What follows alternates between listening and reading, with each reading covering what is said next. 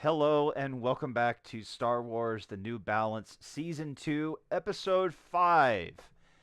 Last episode is what I affectionately refer to as the in between stuff, and quite a bit happened. Some I was expecting, some that I wasn't. And we've already lost somebody. That's great.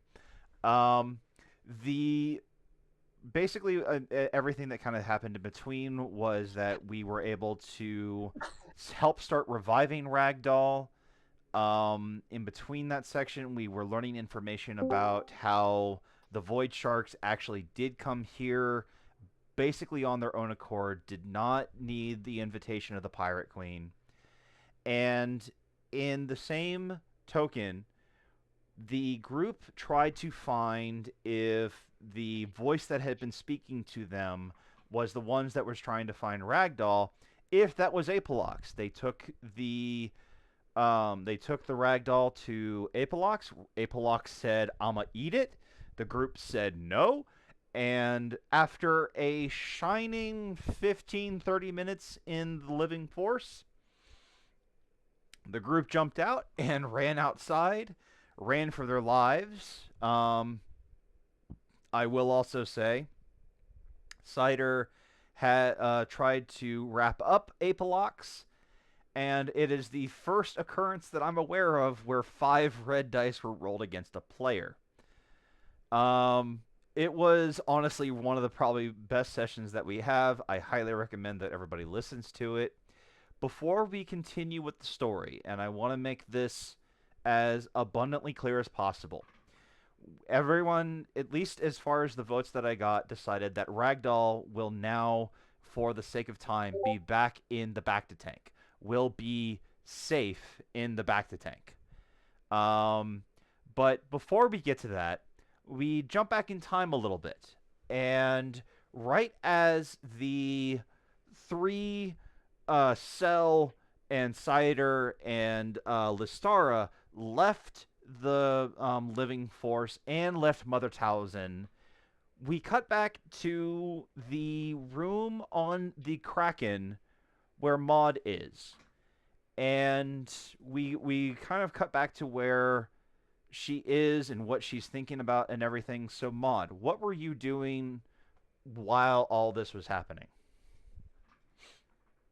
Uh, So once Maud got back on the train, I just started like fiddling around with shit, like just to start to kind of calm down and kind of re-find like a center. So like there's like shit lying around that doesn't really do much, but it's one of those things like taking apart a pen and putting it back together is like a fidget, and just like taking this apart and putting it back together and just a few times to kind of calm down and find kind of calm down enough to realize that right now I am not really in full danger, but I want to, like, my brain is gone. Like, I need to know how to better control my emotions and how to, like, not, I don't succumb to the dark side. Uh, just trying just to stay like, I don't want to go dark and power, and because that's not why I took up the force. So let's say that for fun, whatever you're taking apart, let's say that it's some kind of converter that almost every starship uses for their engine drive. As you're kind of working away on it, one of the pieces that is normally pretty easy to take off, you're kind of using a wrench to kind of get it around and around and around, and suddenly it becomes so incredibly hard to take off that it almost feels stuck. It almost feels like it doesn't want to come off. And it's on the last thread. And normally, when you try to take this piece off, it comes off automatically. You could even move it with your hands. But for whatever reason, whatever this piece that you're working on, while you're trying to think of this process, this piece just refuses to come off. What do you do? So because she knows that she's like not in a great state. She's just like breathe, breathe, and like try to find like the Star Wars equivalent of like WD-40 that I know that I have somewhere in my workshop. Mm-hmm. And just over, and then just like do a little spritz, count to 3, And and then as you do, as you spritz it, it does come loose. It does finally loosen up.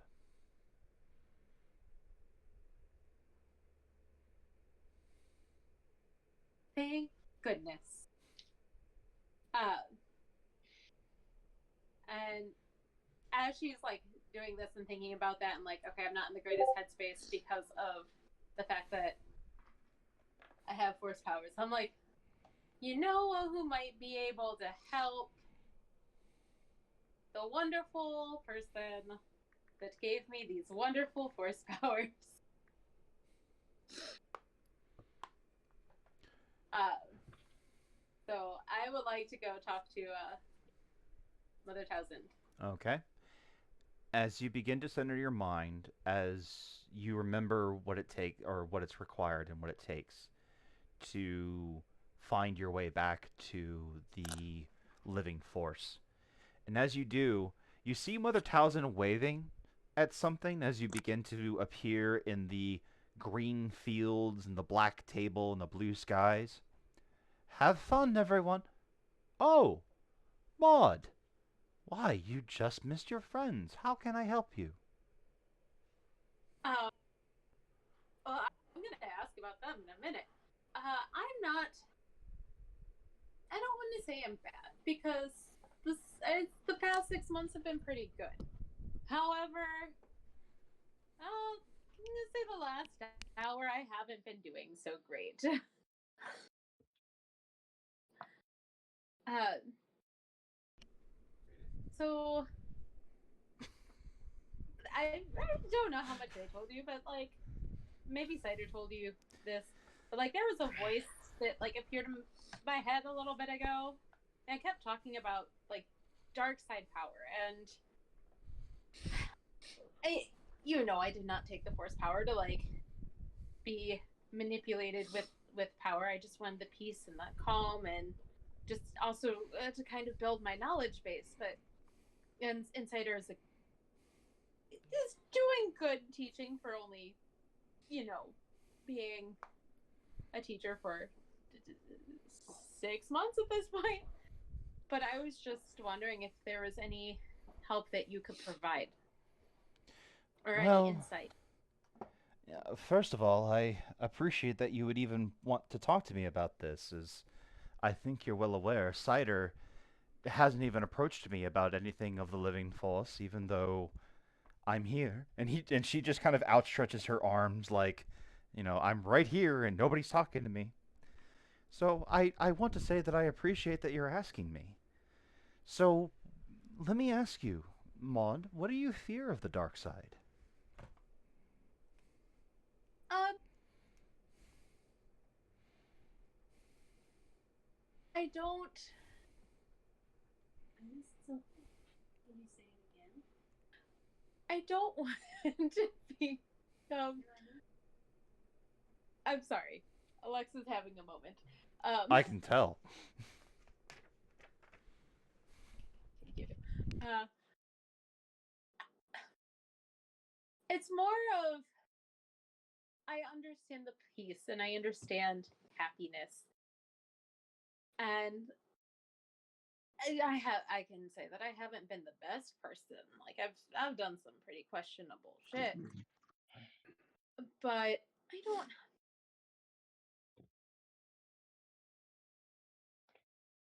I don't want to push everybody away, and I'm worried because I feel like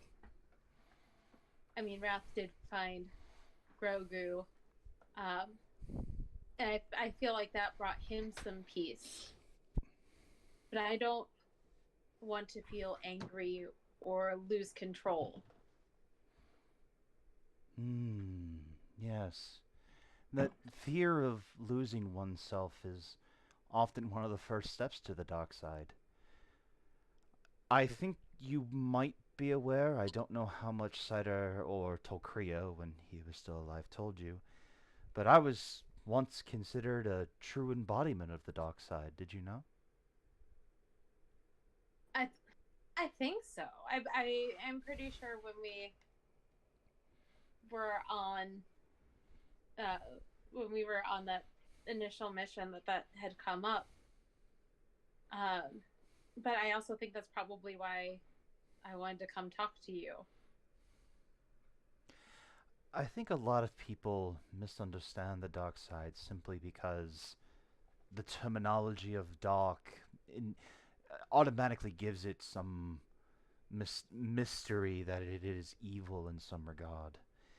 And to a certain extent, they're right. A lot of people who I have known, including many a Darth and many a Night Brother, turned to vengeance, anger, and frustration. There was one, however, and one only that I was aware of, that even though she was truly, truly in the palms of the dark side, she knew and she found her way out and became one of the most prominent light side force users I've ever known. You This see, was Skywalker, correct? no, no, no, no, no. Skywalker is on the opposite end. Oh, wait, you're thinking of Rey Skywalker. No, Yes. I'm. Rey was never really involved in the dark, not nearly as much as some of the others that I'm thinking of. No, this particular one was known as Asajj Ventress. It's our gods. Uh, I don't I don't recognize that name. I know you don't, sweetheart. The truth of Asajj Ventress is still wrapped in mystery, but I can tell you this. As someone who was deeply involved with the Night Sisters, who became one of my many faithful disciples years and decades and centuries ago, she eventually found her way back to the light, even though she started so far in the dark. If there is any knowledge that I could pass to you, it would be this. The dark is not something to be afraid of, but it should not be stayed in for too long. You can eventually use what you've learned in the dark for the greater good and for the methods of light. It does not always have to be in the service of selfishness or vengeance or anger. In many aspects, it can be used as a guiding beacon for what not to do and what not to see. I would tell you to not fear what you're feeling, Maud. I would tell you to learn more about what you're feeling and to use that knowledge to help yourself and to help others. You never know what Cider may have learned from Tolkria, but I can guarantee you, as much as he is teaching you, you can teach him just as much. Thank you. Anytime, anytime you wish to see me and discuss this, I will be here for you. This realm was created by you and your friends. Please do not hesitate to see me and ask me any questions you may have. Of course, Mother. Is there anything else I can do for you, Maud? Out of curiosity, because you said my friends were here. What's going on with them? Oh, this is rather amusing. They're speaking with Apolox. Well, Oh, speaking might be a rather interesting term. It's more like they're right now running away from Apolox. oh, oh dear. Oh dear, dear. Yes, I highly recommend that if and when they come back to you, you ask him about all of the trouble they might have gotten into. I definitely will. I might have to give some lectures too. Well, make sure that your first begins with cider, and then Cell, and lastly Tara. That would be my recommended order. Okay. All right. Well, I will see you probably soon. I Come like it visit here. me whenever you wish, child. I shall always be here. And with that, Goodbye. Maud begins to form back into the world where the same converter is sitting directly in front of her.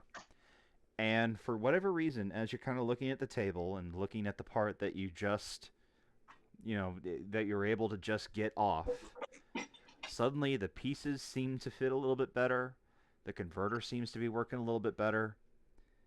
Everything seems to be fitting just a tad bit better. Ma definitely has come out feeling calmer. Just like, okay, it's gonna be okay. Meanwhile, the group of three of Tara, Cell, and Cider have made it back to the Hammerhead and just dropped Rote Ragdoll back into the tank. And as soon as they drop her in, she immediately begins to come back to life. Well, that's convenient. Hello. Hi.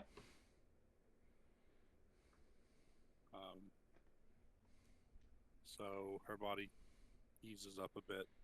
She kind of hangs suspended in it. And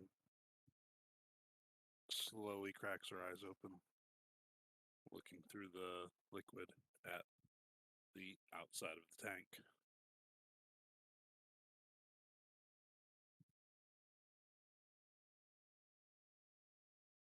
Geo, Yes, sir. we made it back to the Hammerhead, or are we still near Apolox's cave? No, we decided to go ahead and move the story forward. You guys are now officially back on the Hammerhead. Beautiful. That's what I wanted to clarify because I was wondering if we'd gotten to that new power source, but nope. You have We not. are back. Perfect. Still something to explore. I love it.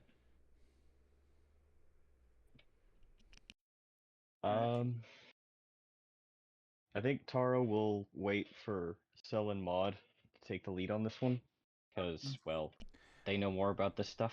Well, Maud isn't really here right now. It's just Oh, you, I meant Cider, and Cider. Cell. Hmm.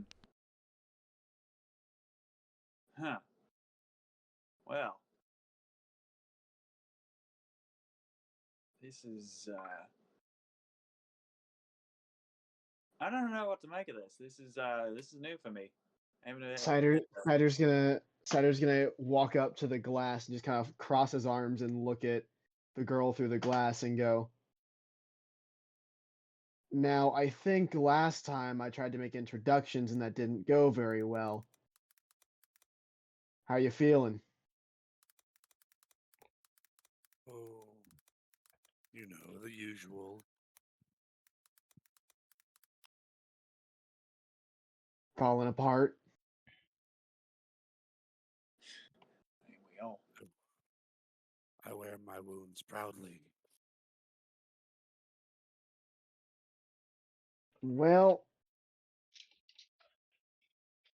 can I at least have a name? You can have as many names as you'd like. What have you been called before? Oh, from me?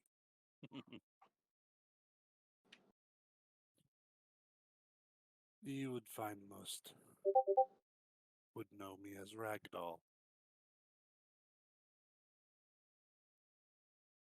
Ragdoll it is.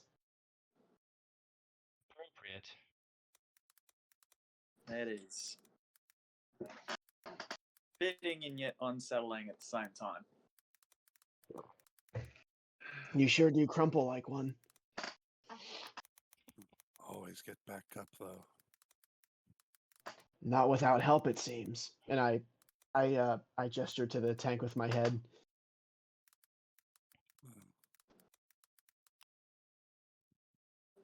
Sometimes the fight gets to my head. But it's alright. When I And die, body, and legs, and arms, and chest. what can I say? I'll die when I'm ready. How how long have you been around? What year is it? And when she talks to you with like her head snaps to you almost robotically or very predator um mindset, very feral. I will also note that for everyone who's in the room, you do hear the extra sounds of the back to tank healing this person.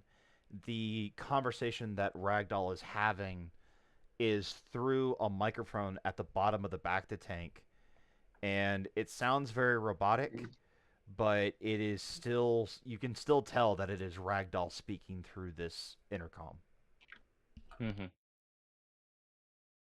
Uh, I presume either Cider, Cell, or Tara would tell her what year this is. mhm. Cider wouldn't know the accurate galactic year. Yeah. That would be like probably looking it up on some sort of data pad and just like, it's yeah. So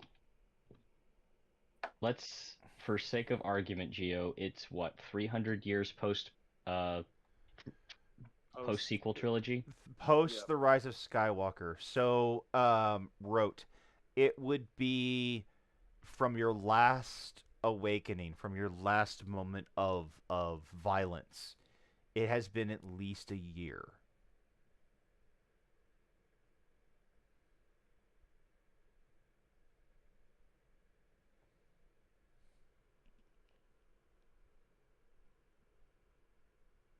Hello?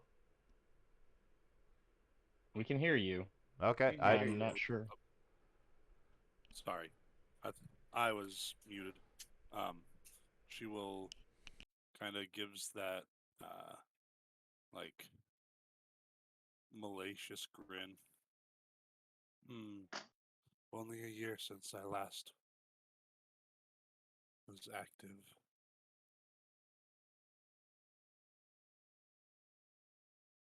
Are you kept in this tank when you are not active? Kept is a dangerous word. How much do you remember of your time between awakenings? While I'm asleep, If someone had, for say, disconnected your tank, you wouldn't know? the dreams are all the same. Interesting.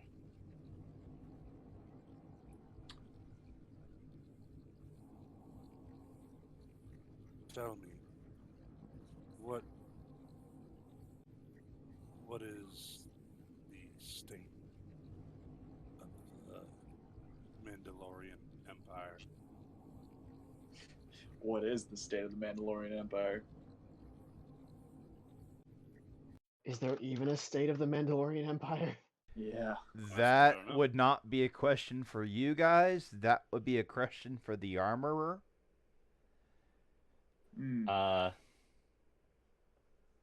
Would there have been any rumblings? Because Mandalore is not an outer rim planet.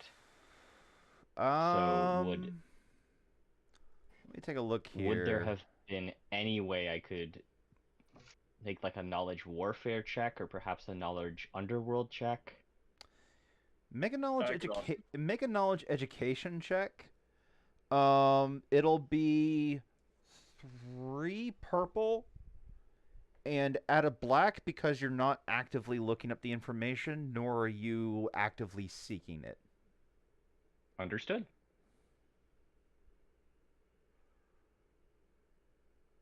Tara, you have no like the last time you looked at the Mandalorian Empire was years ago. Okay. I figured at least it was worth a roll, you know? Would Underworld do anything here? Underworld would only inform you as to things like the armor or like the it wouldn't even really require a track. You know that Mandalorians are still active, but the Empire, that's not an Underworld thing. That is like Okay. you would be able to There's- tell Rote that there are still Mandalorians. So Mandalore is still Mandalore. Mandalore is still Mandalore. You would not be able to give her any kind of information as to what the state of the Empire's in. Okay. Yeah, Yeah. so I'll just like, yeah, Mandalore's still Mandalore. We don't have any current information of the Empire, but the Mandalorians exist. She kind of float closer, head almost touching the front of the tank. Then who are you all? A fish out of water, to be sure. These two know more.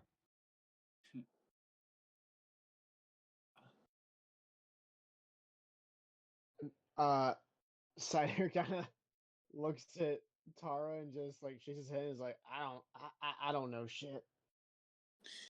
Yeah, You that's know a, this planet. It's better than I can say. it's a complicated question, that.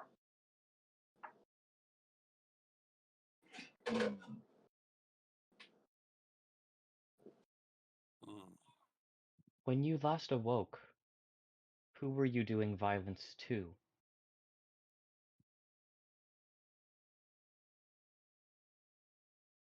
Any who would come my way.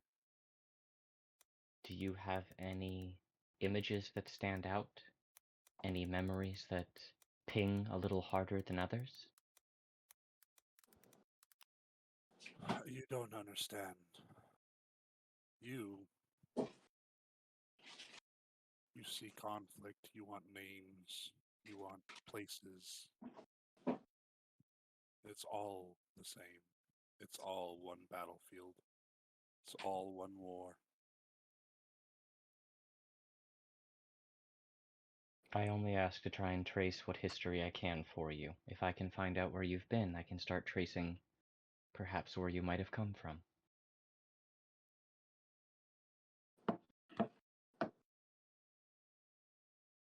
She will start. She kind of stops to think for a moment.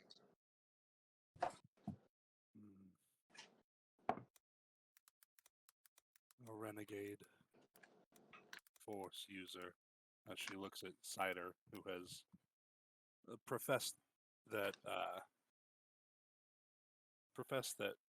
he is not a Jedi, and at least giving him that. An errant force user, a lightsaber wielding one.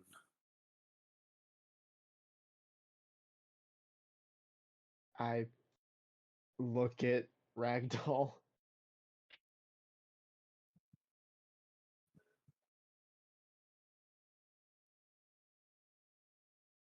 Think you're all of your kind? All force users are good or bad? When they put their gun or their weapon into the war, any war, they're just another soldier.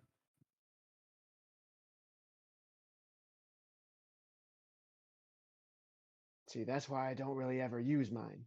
And I tap it on my belt.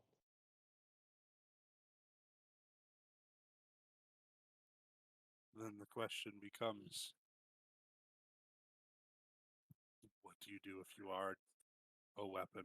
What if you are the weapon?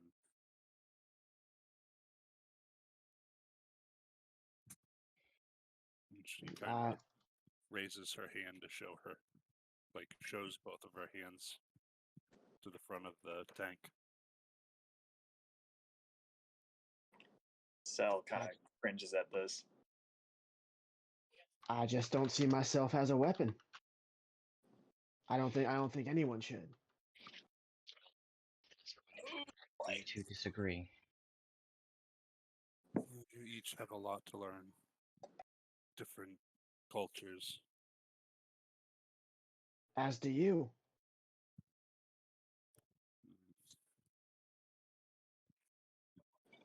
I'm pretty sure the galaxy seems not a stop of any sort of war or infighting. Ragdoll, I don't. I believe, and she looks at both of her companions when she says this. I believe we don't want to fight you. At this moment, we are trying to keep you alive. You have We will no try to reason keep fight you me. alive. I'm sorry?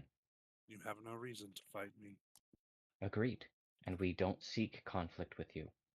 If we can find a way to get your back to tank mobile, I propose we take you with us to wherever we happen to be going, if that's acceptable to you. We're probably better off just taking the entire ship. If that's what we do, that's what we do. It is But yours it's your by choice. conquest. I'm sorry, Ragdoll? The ship is yours by conquest. You keep what you kill. Not according to the previous owner. Well, he's the one that's dead. You're not. No. Well, I'm a little more worried about the guy the one he works for.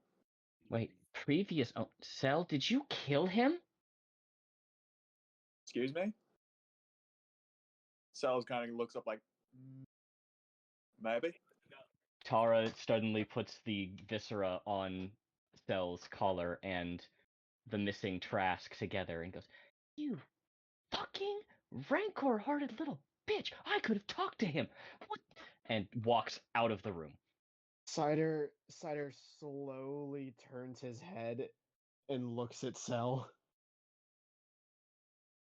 What? You didn't know either? I'm sorry. I must have misheard. What did you do, Cell? I took care of something. And what might that have been? Well, that's going to be a longer talk than we have. And Oh, we have plenty Oh, of yeah. time right now, I think. Mod comes walking up. you know what? Let's not have this here. I'd rather not do this in front of. I kind of nod towards the back to tank and just. On. Oh yes, because they're real big in talking and information spreading.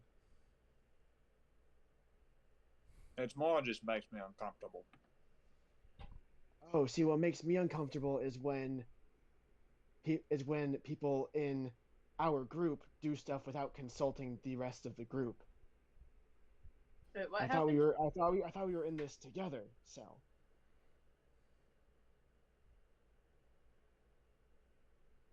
Yeah, it's about time we had that talk. So what did you do? Cell kind of looks at you with like a pained look of like, she didn't want you to know about this. And Ro will cross her arms in front of her chest. The Vegeta pose, I guess. The entertainment that I'm not causing. Cell kind of finds like either a crate or a bench to sit on in the room and just like, all right. Maud, you remember remember that job I used to have, the shipping job? Yeah, the one that we use money to start our shop with. Yeah, it wasn't exactly honest work. Maud has one hand on her hip. The other hand, I wouldn't say a care for Finn, just kind of like pushing back. What did you do?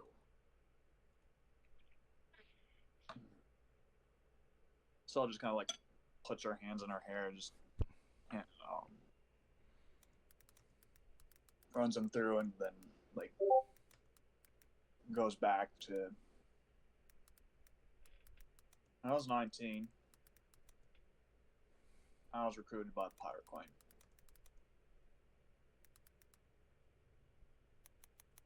And I did some fucked up shit for her.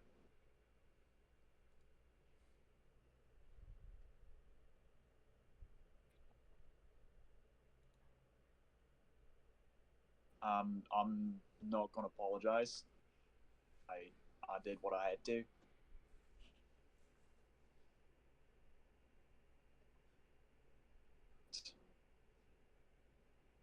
Wasn't something I thought would come up again. I understand doing what we had to. We were raised on the streets. Like, that doesn't bother me. I am hurt that you felt the need to lie to me about it. It was less about trusting you and more about me not feeling great about myself. Oh, yeah. Oh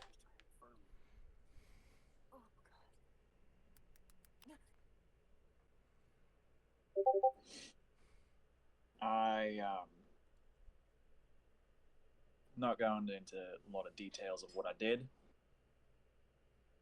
but I knew her. I met her. Even saw her real face. But it's just a part of my life that I'd rather not be with again. I have a feeling that we're going to be dealing with it now. Yeah. These were These her were people. these were pretty low on the totem pole, if I'm being honest. You don't go out on your own without being some sort of either really reckless or really stupid. And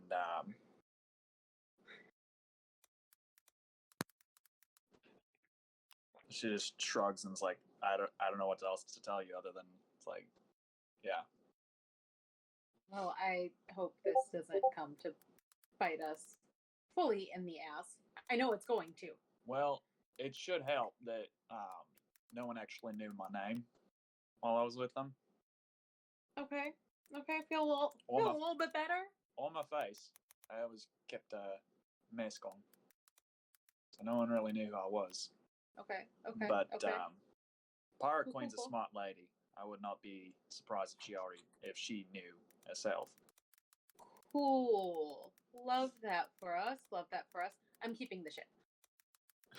Wait, which one? This one. And Cell kind of like looks around, is like, yeah, I mean, sure. If you want to keep it, go right ahead. I wasn't on great terms with the Pirate Queen and myself, so I'll just warn you that we are probably going to attract a lot of attention if we're flying a ship around that's been owned by the Pirate Queen. I'll fix it. And Cell kind of looks over at Cider and is like trying to gauge his opinion on all this. Cider has been stone-faced, arms crossed, staring at you this whole time. Mm-hmm. Once you finish speaking, he kind of sniffs a little bit, turns to Maud. You okay? I'm doing better. I'm gonna get through this. I think we're all gonna get through this. I had a lovely visit with Mother Townsend, and it was funny enough. She said that you guys were like just left when I got there. Yeah. A lot happened. But point is, we're fine now. I can see that. And yeah.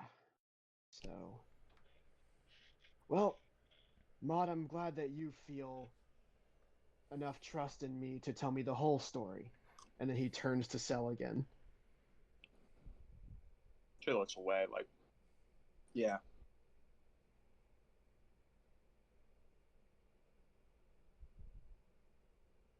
I'm going back to the village. And Cider walks away.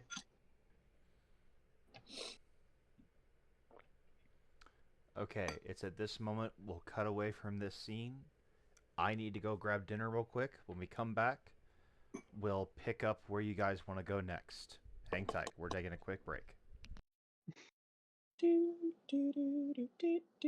What's the actual plan?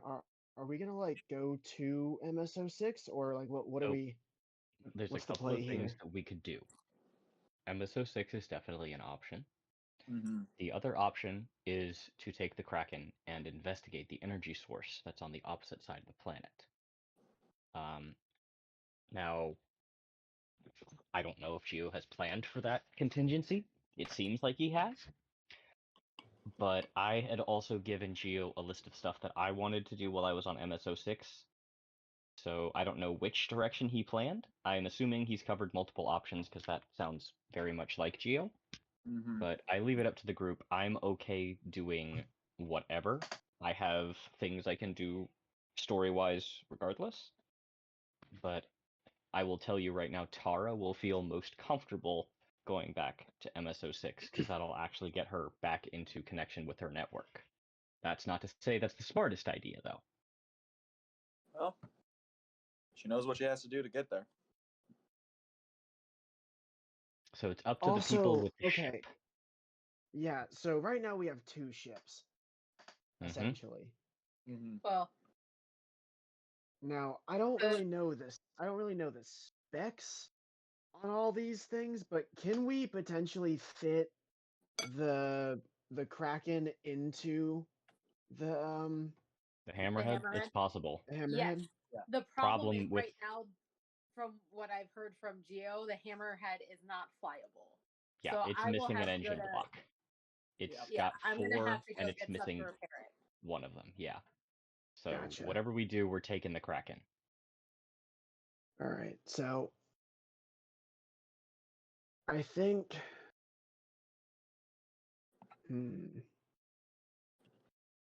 I don't know, because like me as a player, I could go anywhere. There's stuff Mhm. I could get done in MSO6. Uh, I'm back. but part of me also doesn't want Welcome to back. leave Ragdoll just I in the get it. back to tank. I get it. My goal for this would be if we could investigate the alternate energy source and maybe move to the Founders Festival. That'd be awesome because we can go back to MSO6 at any time. Mm-hmm. So, Yeah, Ed, how do you feel about that? That's fine with me. Kate? honestly, I think just like after that happens, Sarah just goes and finds somewhere to meditate. But yeah, Kate, what's your vote on what we're doing? I'm good with taking the Kraken to investigate and doing Founders Day things. Awesome. Are there any conversations we want to have before then? I've had it all my needed conversations. I think we can kind of skip over any roleplay if you don't want to talk about it. But Cider is wanting to talk to Maud about her feelings and how things have transpired mentally with whatever she was dealing with. I'm good with doing that. That's not Okay. a problem. If you guys want to do that Cool. before or after visiting the energy source. We can. Is there a way to do it on the way there? Absolutely, if that's how you want to do it. I'm just wondering if you guys want to do it before or after. That's all I wanted to know. I think honestly we can do it during the trip. That way we're not just like pausing here and there. We can just do like an in transit little snippet. Yeah. Mm-hmm. If we're gonna do something in transit, I think Tara will have something to say to Sel, but I want to hear Maud and Cider first, if that's okay. Okay, so let's say for the sake of argument, everyone except for Ragdoll, sorry Joe, has decided to take the Kraken and investigate the power source. So everybody hears.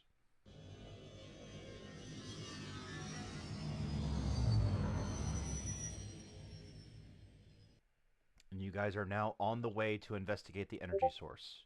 You may begin when ready.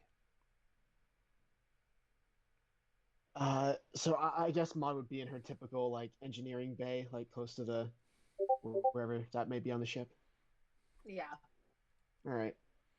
So I would find her shortly after takeoff and just kind of. I don't think Cider feels the need to knock anymore because it's kind of like a shared space with these two at this point. Yeah, it's one of those where like, you know, if I'm having like a really like rough time, then maybe like to knock to enter, but like at this point, you know, I'm in a better place, and it's my space is your space kind of thing. Yeah. So Cider kind of walk into the shop, kind of look around a little bit, look at the state of things. See things are maybe a little bit disheveled. Kind of shrugs it off. Finds you and goes, "Hey, so how you feeling?" Better. After my little scene, I You had me came scared back for a here. sec. I came back here and just started to kind of do things that was familiar, and kind of, I guess, stepping stones to like beginning to meditate, kind of just letting my mind clear, but still doing stuff because I wasn't comfortable enough to sit completely still.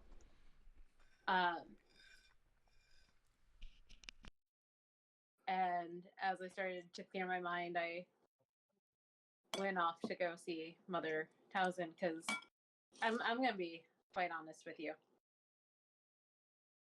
I have been terrified of the dark side, and after seeing Wrath and like not fully understanding all of it,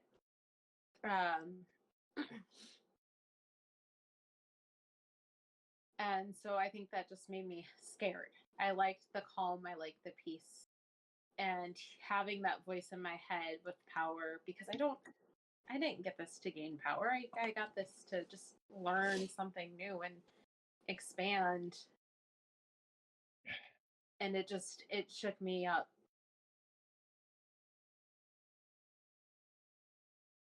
When you open your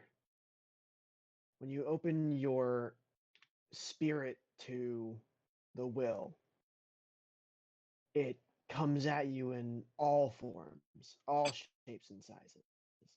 And it is very overwhelming. I still get overwhelmed. You're not wrong for reacting the way that you did. However, we need to work on your defenses against fear. It sounds like. Yeah. The dark side is not something the dark is not something you need to be scared of. Being scared of the dark is for children. We're better than that. Not that I'm saying you should embrace it, because if you embrace it, if you start to let that fear take over, like you have this previous time, that's when you end up seeing more sides of it. The more ground that you give the dark side to flourish, is the easier chance we'll have to take hold of you. As with and how Wrath has gotten. Or I'm not saying that I don't use the dark side every now and again. It just happens. But learning to control your emotions as opposed to let them control you is key.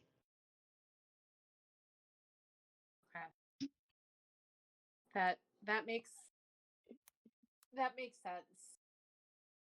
It's easier said than done. Don't get me wrong there.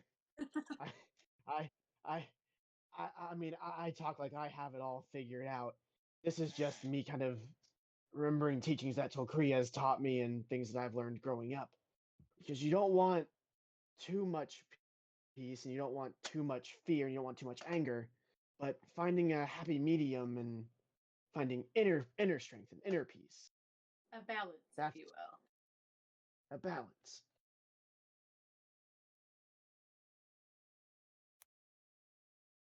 Oh. There's no need to be scared. I mean, hey, you have me. And then Cider does like a fist to hips stance.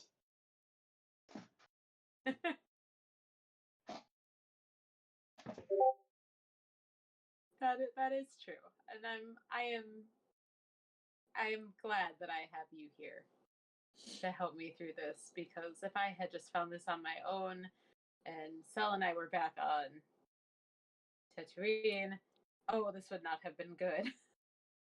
I could not imagine what would have happened if you found this on your own. I've had it since I was born, essentially. So I can't imagine discovering it right now where you are at in life. That sounds like a battle that is bigger than I have ever faced. And I took down a Rancor. It's true. You did do that. Came up and saw the very end of it, but whew. Granted, half its damn head was blown off, but that's besides the point. Look, Oh, all I'm saying is, as long as we're here for each other, you don't have to be scared. We don't need you freezing up like you did last time. If it starts to freak you out, just grab hold of me. I'll help you through it. thank you so much. And I just kind of like reach out a hand, just like do a little hand squeezy. I, country boy, embrace you in a bear hug and like lift you up a little bit and put you back down. I'll say at this moment, just for time's sake, I apologize if anybody else wanted to get to anything. It's at this moment that we begin to reach our destination.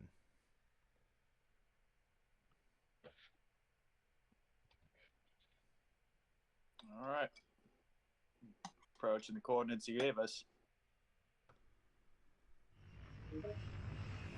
Is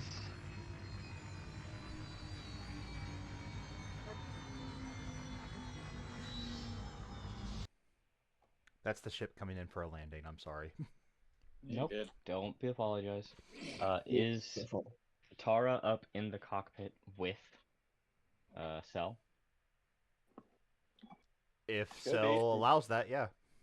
Yeah. Sure.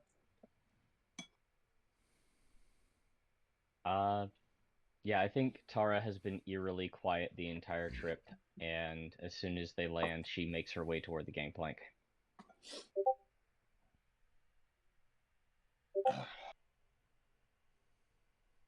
I just kind of come out of the cockpit and start heading getting the gear together and figuring out, all right, what's the game plan here? Gio, since this is all the same day, can I just use like some kind of check to maybe heal some of this wound?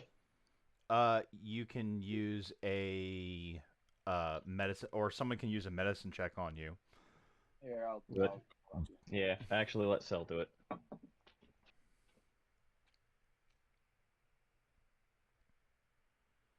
It's just roll the check. No. Nothing else? It'll be 2 purple as a regular difficulty. Every success that you gain, Cell can heal back some wound. You mean cider? Cider, I'm sorry. No, you're good. I'm just making sure. Yeah, you're good. There you go. 2. Cider, you heal Good back 2 enough. wound. I say nothing to Cell while they're providing first aid. All Cell says quiet. nothing either. Cell is used to the cold shoulders treatment, so All right.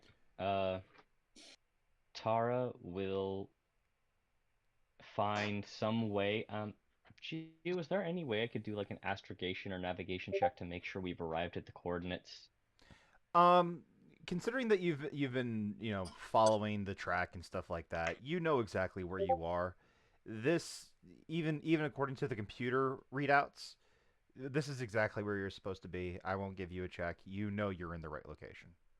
Cool. I just wanted to make sure that I didn't, steer us in the wrong direction after my last wonderful navigation exhibition. And I appreciate that. I will try to fuck you over a couple times. I won't try to fuck you over on this. I appreciate that. No worries, dude. Is anyone upset if Tara's the first one out? nope. Nope. Cool. Tara's gonna Yes, walk out. I'll be very What? upset. sorry, Rote, you're in a back to tank. I'm afraid your opinion is valid, but slightly less necessary. Impotent rage.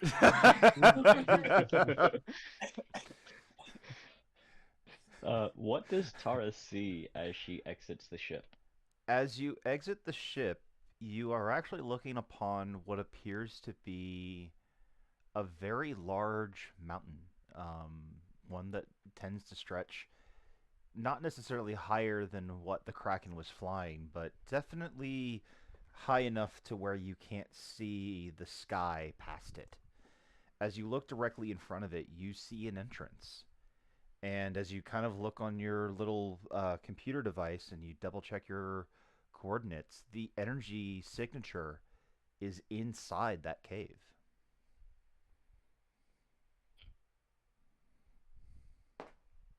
Tara will call back. Well, I think we're in the right place.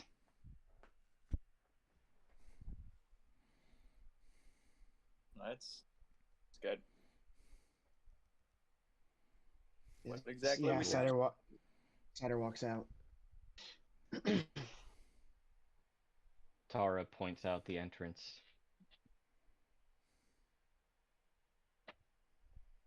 Right. Is it like, what does it look like? Is it just a cave, or is it like an actual like temple looking thing? Or... No, this looks very much like a cave.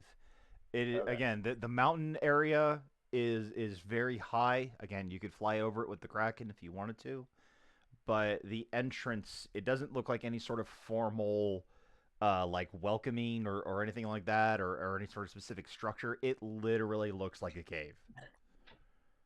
So this goes, ah, great, more caves.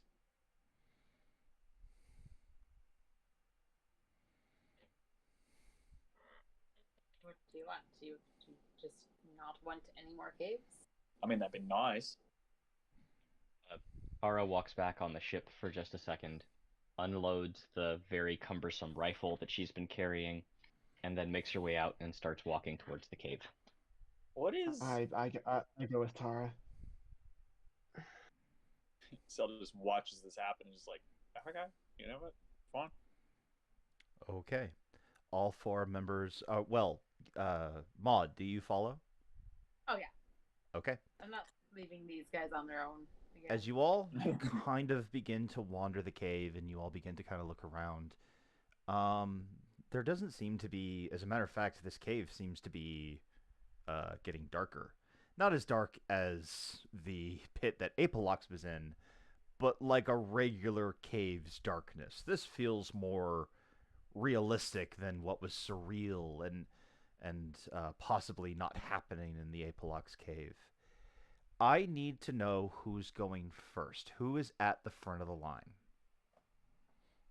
I mean, I said Tara heads out first, but if Cider wants to be the leader, please go ahead. Tara's the one that's semi-leading this expedition. Cider just goes wherever he feels he's needed. Okay. So wherever you guys want to be, Cider will just fill in the gap. Okay. Tara, I need you to make me a 2 red, 1 purple, 2 black vigilance check. Okay. So, Any objections to my using a light side point to upgrade my ability? Nope. Go for it. good. We have light side aplenty. Go for it. I always good to ask first because I'm not the most vigilant character. Yep. I mean, there's a triumph. That's not a success though. No, but there's something. Wait. Hang on. I might have something to help here. Give me 1 second. Hang on. Quick question: Would it be safe to say that we still have our reclamation equipment? I mean, you didn't specifically Nah. say you were bringing it with you, but It's, you it's spend kind an of something that's if like, you spend an extra destiny point, I'll say that you brought it with you. all right. I don't think the reclamation equipment, like as a whole, but like just at least a flashlight. We're going into a dark cave. I would at least know to grab a flashlight. Yeah. Yeah. Okay, I'll tell you what. I'll eliminate one of the failures generated because of that. Is that okay? It's still 3 failures. I appreciate your generosity. Ed, Kate, are you guys good with that? Because I can't retroactively go back and have him re-roll, but That's I fine. can at least Yeah. eliminate one of the failures. Is that okay? I wasn't doing it to like help him get a different role. I'm just like, for future reference, like, hey, can we have a flashlight with us? Okay. So, um, Listara, as you're walking, you suddenly feel something pull on your leg as if you had just walked into something. And then you hear this.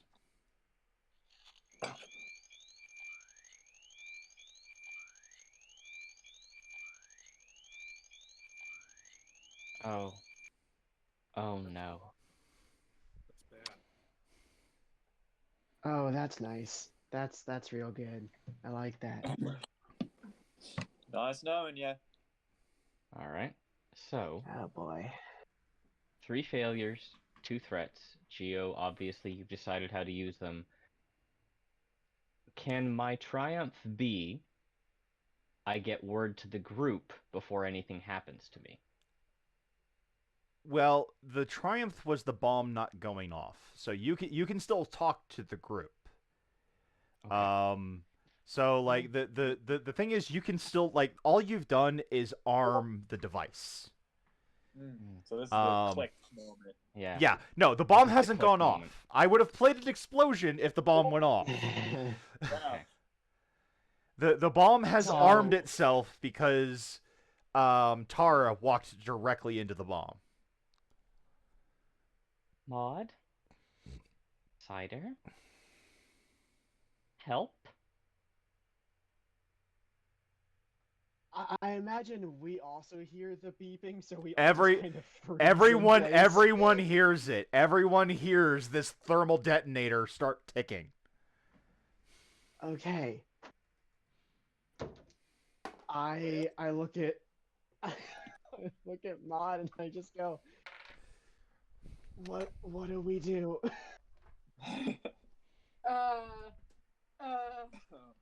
Okay, don't panic. Remember your training. I was never trained for this. Fuck. I don't have any training. Guys, Metagaming. Do either of guys. you have force move? Guys, I'm going to I have manipulate. Can I speak, please? Hang on, Yes, hang on. sorry. Let me go speak. So, as part of the triumph, I'm also going to help you out here because I want you guys to understand just how dangerous this is. I've started a timer. Okay. So, with that knowledge, go. All right. It's a bomb. How can someone look down and see how, like, if I can get close to Tara? I have a plan. It's abrasive, but I have a plan. I don't care what the plan is, do it. Awesome. I'm gonna tell Mod and Cell to get back. I'm gonna walk up slowly, put my arms around Tara, and then force leap backwards as quick as I can. Smart. Don't you have I that like it. wrist? What? Don't you have that wrist thing? Can't you just like attach it to her, walk away, and then recoil it? I could. No, it's broken. Well, it's damaged, so I don't It's really. I don't damaged, trust not it. broken. Yeah, Okay. it's damaged. I trust myself as opposed to my equipment. Fair enough. I didn't remember it was damaged. Yeah, it got damaged by Apalox. Yep. All right. But yeah, I'm just gonna grab Tara, tell y'all to get back because I don't know the spread. I want to try and hug Tara as much as I can and envelop her, and then just jump back. Tara goes limp and lets this happen, because why the fuck would she try to die? Okay. Go ahead and make a force roll for me. It'll be the same difficulty with the same purple. Or with the same black. No, it's enhance. Make an enhanced power check. So it's athletics. Okay. All right. So it's an athletics check. And you said 2 red, 1 purple. 2 red, 1 purple, 2 black. Okay. All right. That's a good roll. There you go. Geo, can I use those 3 light side points to turn them into advantages and cancel out the threats? So it's just 2 successes. Absolutely. So, as you wrap around Listara's chest, and without proceeding to go upward any, because you don't know how much lac has been pulled on the string to arm the device, you pull Listara back, and I don't have an appropriate explosion sound, so all I'm going to do is instead just play this to indicate that it exploded away from you, but you have successfully pulled Listara away from the bomb. For dramatic viewer purposes, it's literally just pan outside of the cave. Pan back Yeah. in. As you do this, as you pull Listara away, you hear something else begin to arm inside the cave just a little bit further. And this is when I bring up a picture.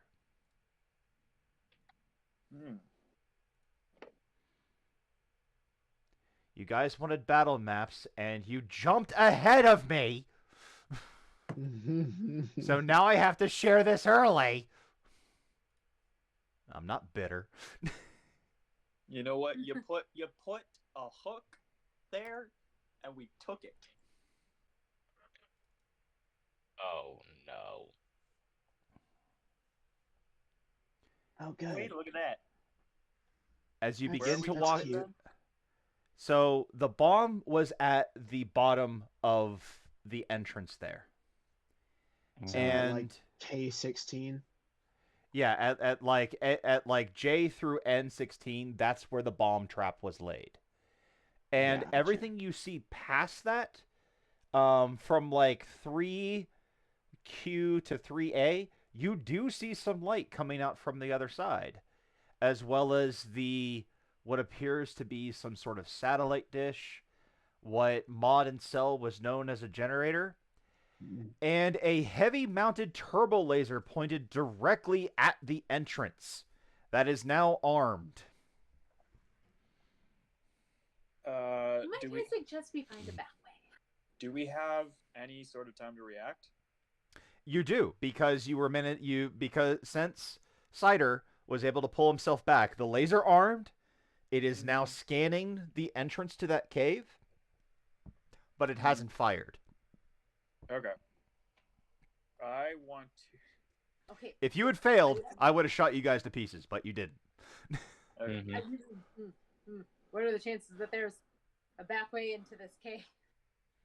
I think the best shot is just take out that generator, and the turret's gonna. Something goes wrong though. Everything goes boom, including us. I can take a shot from a distance. Don't know if I trust you not to kill us. Would Cell be able Cell to just shrugs. Would Cell be able to make the shot from the cave mouth? Like, would she be able to get like a proper like vantage point? Yeah. They would have to stealth their way into a position where the cannon wouldn't fire, because without stepping you can't put yourself in a position to fire at the generator without putting yourself in line of the cannon. So 'cause it would still be a stealth roll, but if you fail the stealth roll, you can still take a shot, but the cannon's Even- going to fire at you. Well, what's the range band on that thing? Because I got my rifle is an extreme range. The rifle's long, but the farther back you go, the more blacks you're going to add because of how dark the cave is. Well, I have and abilities to also get rid of that. and also, another thing about vantage point. If you can see the turret, it can also see you, and the reason it's not firing on us is because we're out of the cave mouth. Yeah, I'm not going to be aiming at the turret. I'm going to aim at the generator that's powering the turret. Oh, I thought you were gonna aim at the. I thought you were gonna aim at the I'm just turret. letting you know, My the bad. farther back you go, you can try to hit the generator from as far back as you want. The farther back you go, the more blacks you're going to add. If you try to fire it in the sight of the cannon, it'll be a regular roll, but you're going to have to stealth roll to make sure you don't get fired on by the cannon.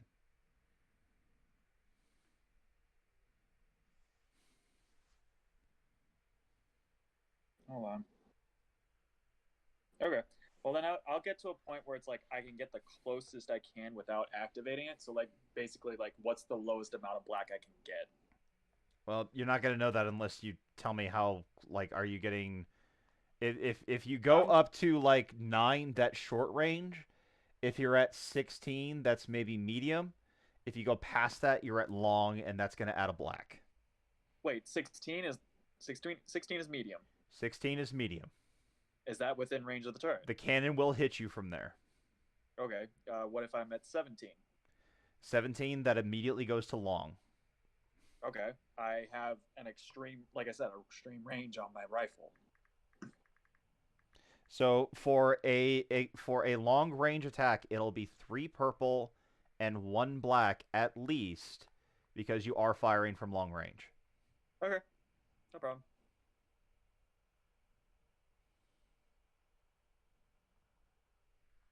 Yeah, right. And I'm going to do true aim. How many of that do I have? 2. Okay. It is 3 purple, 1 black.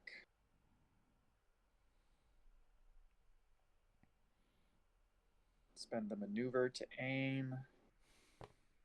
And then take 2 strain to aim again.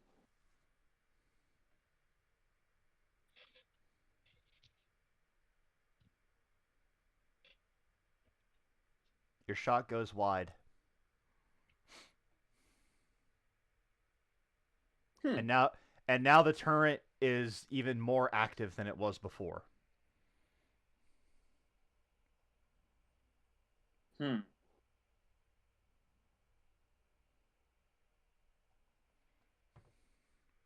gonna try again. Turn one of those into a red and add another black.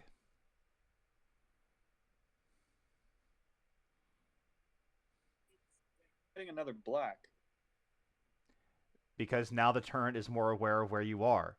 If you fail this time, the turret's going to try to shoot through a cave. Okay. Well, then I'm going to take a step back to remove it. Okay, you're still adding 2 blacks. Now it's 3 black. Okay. Now it's 3 purple, 2 blacks. Okay.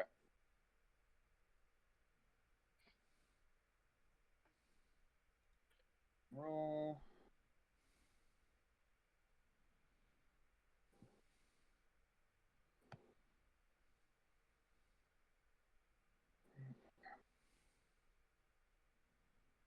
There we go. All right, you successfully hit the generator. And it does sound like it is fizzling a little bit. It's still chugging along, though, even as powerful as your E11 rifle is. You definitely damaged it. It's hurting like crazy, but it's still chugging some power. I'm going to do it one more time. Now it's going to be 1 red, 2 black, 3 purple. Or, no, sorry. 1 red, 2 purple, 3 black.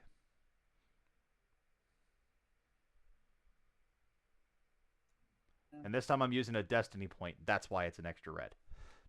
I figured that.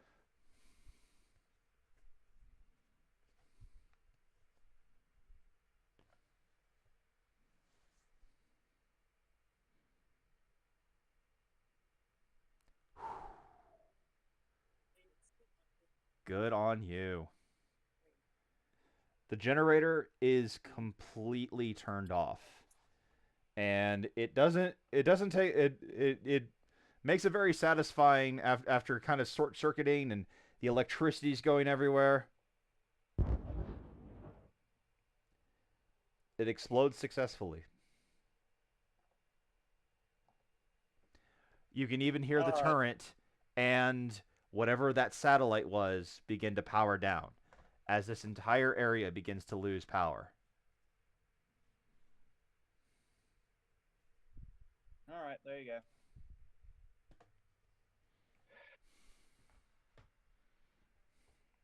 Well, I suppose we should move forward. Tara. Before we enter anything else. Probably not a bad nod, Mhm. eh?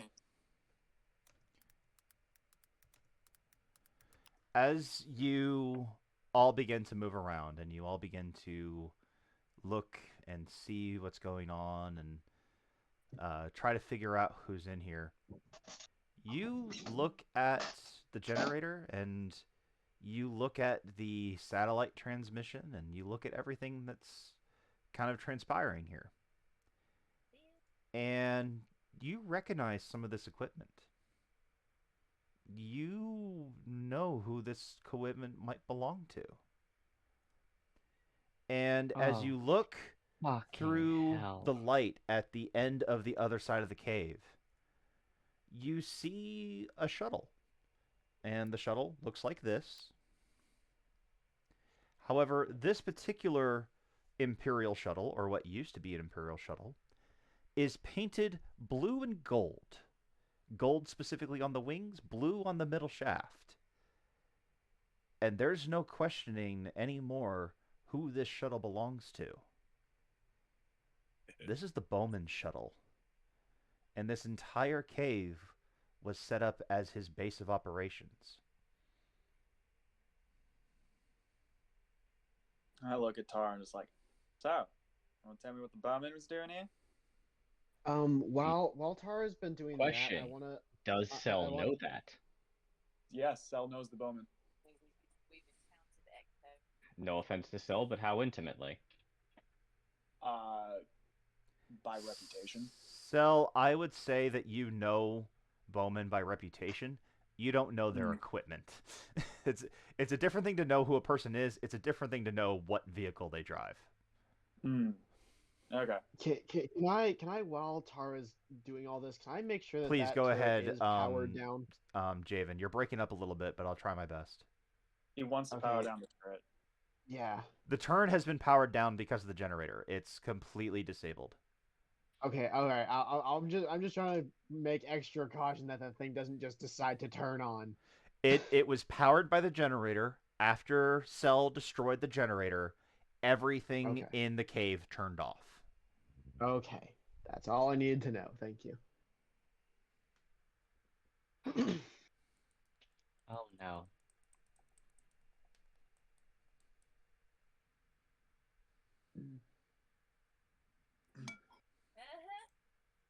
So what's going on here? We might have just made a very, very grave mistake. What do you mean exactly? I know who set this up. And I think you do too. Who's that? And, well, I would have called him a friend a couple days ago. Let's just say I'm gonna find what's on that shuttle and we're gonna get out of here as quickly as we can. You just shot up the Bowman's hideout. You see, like, Cell's face just go white. Or as white as a blue person can. A nice pale baby blue. Yes.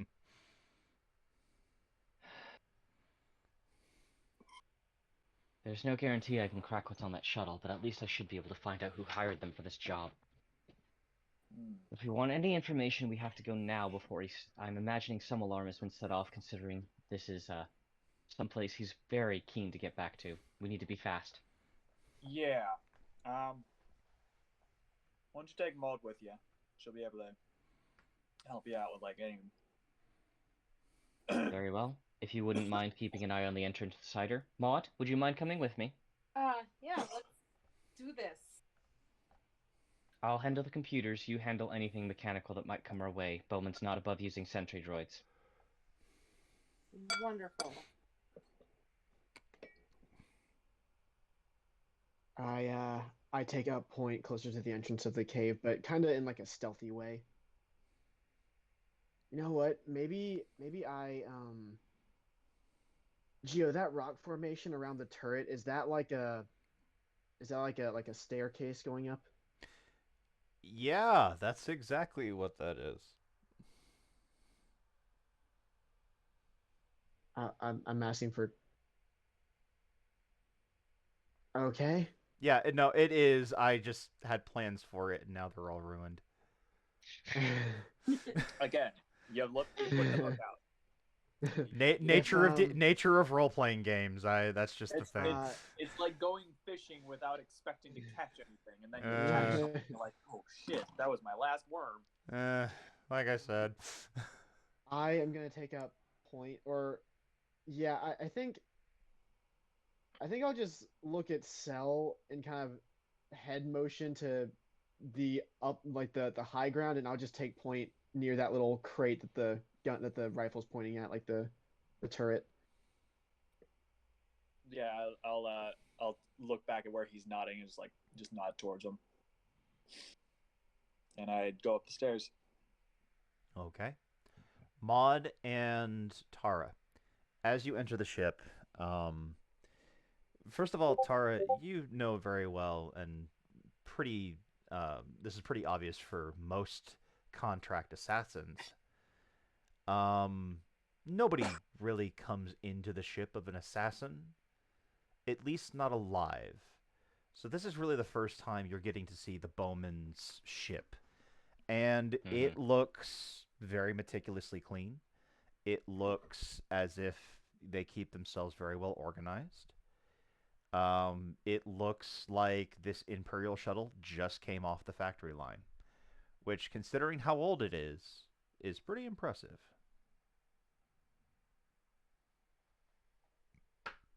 Agreed. All right. Maud, I'm going to go to the cockpit. I'll see what I can get from the computers. Would you mind having a look around? Sure. It's like, oh goodness. Okay. Somebody else ship. Got this. The person is also a very well-trained killer. Maud doesn't know that. Fair. Oh, Maud, Yes. be very cautious. This is the, I used to have this person on retainer for a reason. They're very good at what they do, and what they do is kill people. Okay. I will stay in the shadows. Just be careful. I will. I'll try. As Maud turns away, Tara cracks her neck and sheds the tears she was going to because she's fucking terrified and now is just angry and jacks into whatever central computer this thing might have. As soon as you do, Tara, the information and the data system that you got from the Hammerhead was manned by a bunch of pirates who wouldn't know a gigabyte from a terabyte if one bit them on the ass. This, however, is a professional that relies on their credibility and relies on their discretion.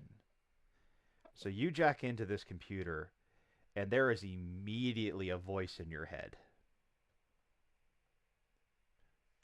Unauthorized access. State your name.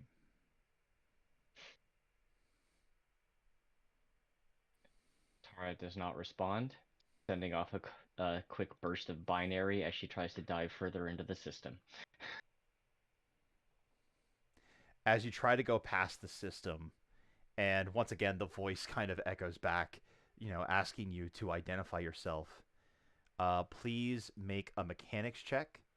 3 purple and 2 black, because this is not a system you're fully aware of.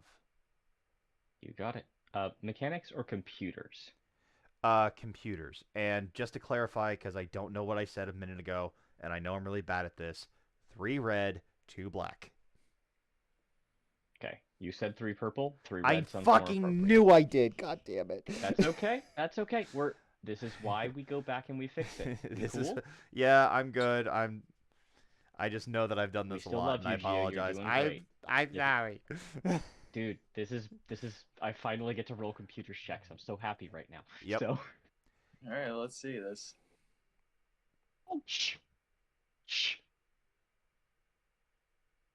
Oh, Oh God. It's a success, but at what cost? Oh my. Oh God. Oh dear. Back the tank for Angry fucking dice. We'll give you the light side points, but feel our wrath. Tara, you get to ask me one question. Actually, no, I'll take that back. You get to ask me two. For the one Okay. success and the one triumph, and I'll tell you exactly what happens afterwards. Nope. Totally understandable. Okay. Ask me two questions however you want.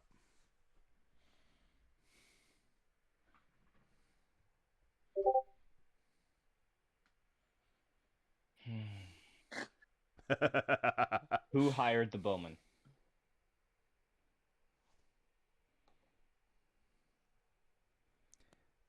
A subsidiary through the Force Academy.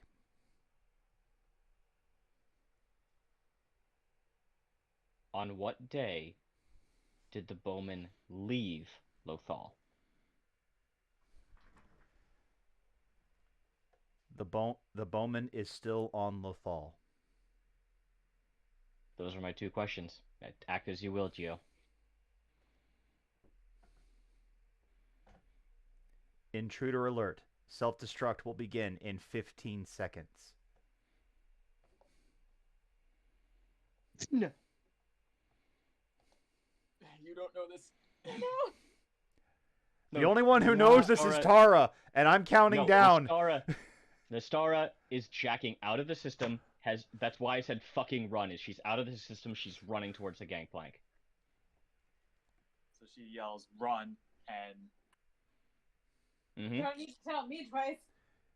I need everyone to roll an athletics check for Tara and Maud.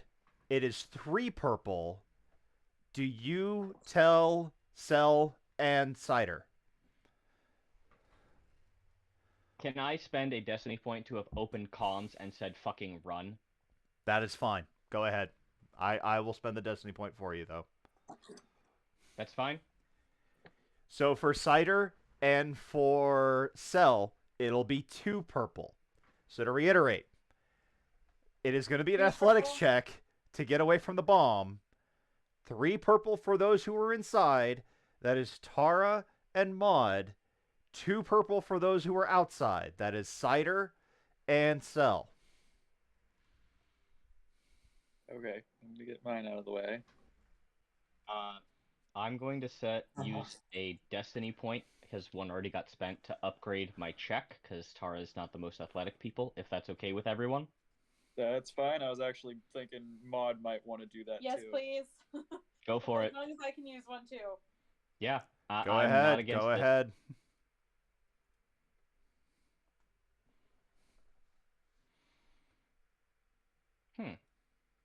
Please allow me to reload the system. It's not taking my roll I am very well. reloading after every roll, and it's really starting to piss me off. I Yeah. feel that, Gio. I'm sorry. 3 purple, correct? Yes. 3 purple for those inside. Okay. Oh, that's not good. That's what I rolled. You got to deal with it. That is a flat out failure.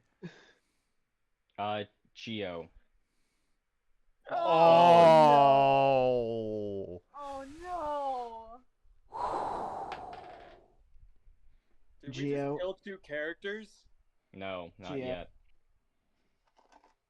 But before this resolves, can I use my 2 light side points to go kind of like cover up Cell? Cell didn't do well, but she did get an advantage. Can we combine our advantages so I can help her maybe make it a success? I will say for the sake of argument that you see kind of Cell kind of dragging behind you, and you find a way to pull both of you out of the blast zone. Cell hesitated. Cell Yes. knew Maud was still back there. And now Yes. Cell hesitated. And Tara and Maud caught in the explosion. Oh, she's a little less concerned about Tara. No offense. None taken. I have to look at something now. I have to look at conflict because that would have gone against every fiber of Cider's being. Well, I have some good news. The Bowman's not a great mechanic. The bad news is he did rig it to blow. How many criticals are we taking? Give me a minute. We're gonna see if if this explosion actually does any damage to you for a minute. No problem. I'm just asking. I don't want to die. I know I don't want you to die. Hey, look at that. Oh no. Oh no. Oh no. Oh, Not a great no. mechanic, huh? Oh no. I upgraded his difficulty because it made sense. Nope. I'm not upset at you. I'm Nope. just laughing at the results. So what's gonna happen, GM? Yes, please tell us. Okay, so I have to But yet- stop being a DM for a moment, and I have to realistically talk to the group here because, obviously the ship was rigged to blow, and he rigged it with thermal detonators, and thermal detonators have a, they have a damage limit of 20, and they also have a vicious 4, which means unless you guys had an incredible soak, both Tara and Maud went above their wound threshold. Well, here's okay. So since we're dropping, Talk since we're, to like, me, Javen. dropping Yeah, talk to me. faces, it doesn't matter how far up you go from your wound threshold. It's the initial crossover. Yeah. So essentially, however much damage happens, minus soak, whatever, this has a vicious of 4. You automatically add another 10. So it'll be whatever critical injury that they get plus 50. and That they will be unconscious because as And they'll far be over as they unconscious. are unconscious until they go back below their wound threshold. However, hopefully that still means that they're alive. I'm But- giving roll. everybody as best a chance as I can. So Maud Yeah. and Listara, you are both going above your wound threshold. So go ahead and Boy. max out your wound threshold. As a matter of fact, go ahead and set both of your wound thresholds to 22. Because you can recover wound, but until you go below your wound threshold, you're still unconscious. Yeah. Oh boy. GM, Now, yes. because of this, there is a contingency for Listara that anything that she downloads gets straight to her neural recorder. So that is where the data went. It's That on her is- neural recorder. That is perfectly fine. Just giving you that, so in case she does die, there is a record of what Yeah. happened. Now I need both Maud and Listara to roll a critical wound and add Boy. plus 50 to it. All you gotta do is Oh press the my button. God. I got it set Maud, up. I'm gonna go first if that's okay with you. Okay. I'm scared to look. Oh man. Of course, it fails on me. This isn't you guys. I just okay. Here's my roll. I'm nervous as shit right now. This is not what I Oh. wanted We to all are. happen. Oh my god. Okay. Oh. Okay. Okay. Unconscious and no free maneuvers, but alive. Okay. Okay. Here we Maud. go. Oh.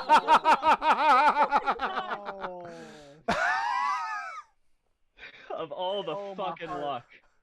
Now see, here's the thing. I knew I knew y'all wouldn't die.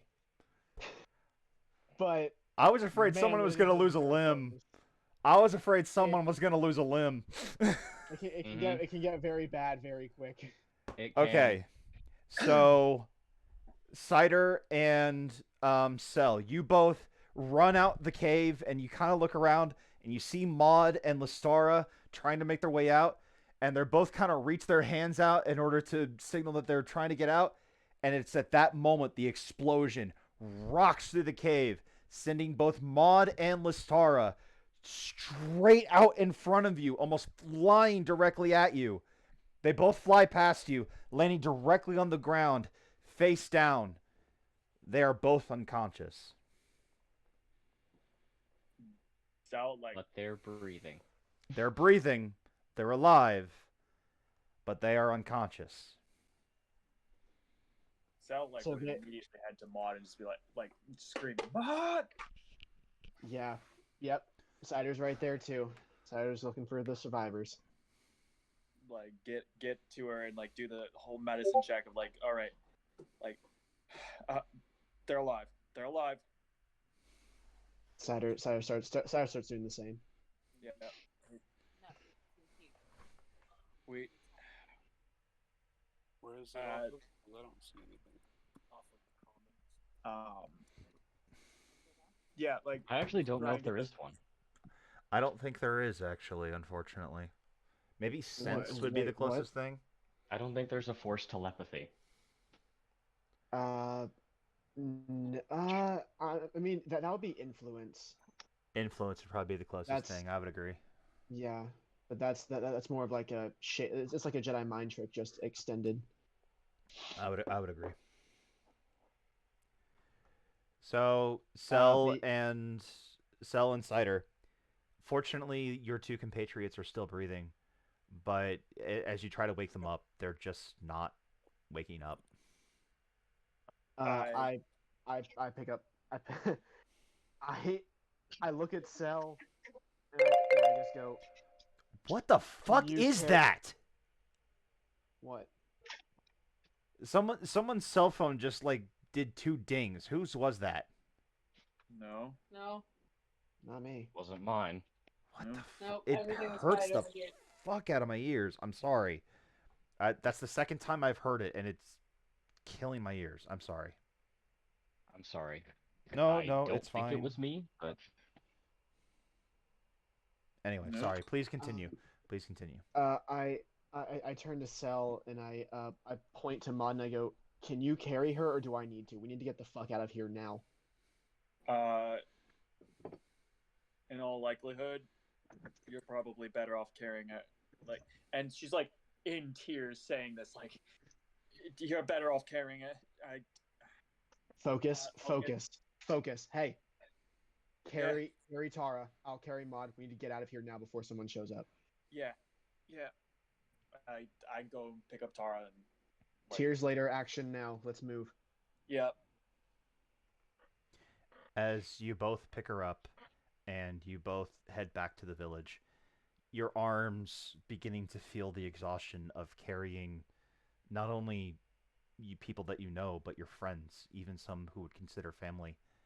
You enter back through the town hall, and I'm guessing Cider probably kicks the door in, doesn't care what the hell's going on. If he doesn't, Sal I- does. I would have opened comms as we were going, informing them of what happened and that we're on our way. Yeah. And Sal would have been pushing the ship to its max. And as you guys come back, and again, you kick in the door, Father Yuki, who at this point is still very tired from trying to save Ragdoll, goes, "Bring. Which one is more injured?" They're both pretty bad, but they're gonna survive. Let's get some actual medics in here, Father. You need to rest. No, Cider, come here. There's something you and I can do this. Come here. Lay them both on the Okay. table here. Lay them both on the table. Yep, I do so. Okay, give me your hand. I hold out my hand. He grips it the same way that you were talking to Trask. Remember the handshake that you were forcing on Trask? Oh yeah. He grips your hand in the same way as to almost try to cement this link between your arms. And he puts one hand on the star's head and he goes, "Place your hand on your friend's head. I do so. I need you to breathe in sync with me. You and I are going to use the Force to try to help these two. But you must breathe carefully. Do you understand? I nod and close my eyes. Focus on my breathing. And so you're a nervous wreck. You're walking back and Oh, yeah. forth. You're Like, I'm like you're No, about ready to throw Ragdoll out of the back to tank and throw Mod in. And all this is the happening. thought And crossed as my mind, but like, right. I'm sitting like next to Ma, just like holding her hand. And as you're trying to find some sort of calm, you see the little bit of light that Father Yuki was using to try to bring back Ragdoll, but this time the same sort of light comes from from Cider's hand, and both of these sets of light begin to focus and concentrate, and you begin to see light generate from both of these two people, and especially from Maud. Javen, what is your current force rating? 3. Okay. No, not light sight points, you dipshit.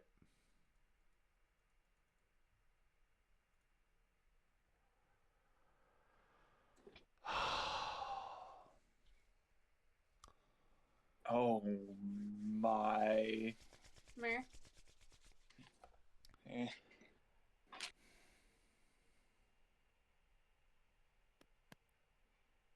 Oh wow. Okay.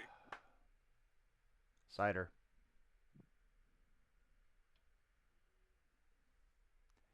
Yeah. I'm gonna make you a deal. I'm gonna do this as best as I can. The two in front of you can either heal for 2 or take every bit of conflict that is coming with those dark side points and completely regain consciousness. It'll bring them. It won't heal their entire wounds. Maud will be at 12 and Lestar will be at 11. They still have a long way to go to recover. But they will at least be conscious and they'll at least be safe. But that means accepting every single one of those dark side points.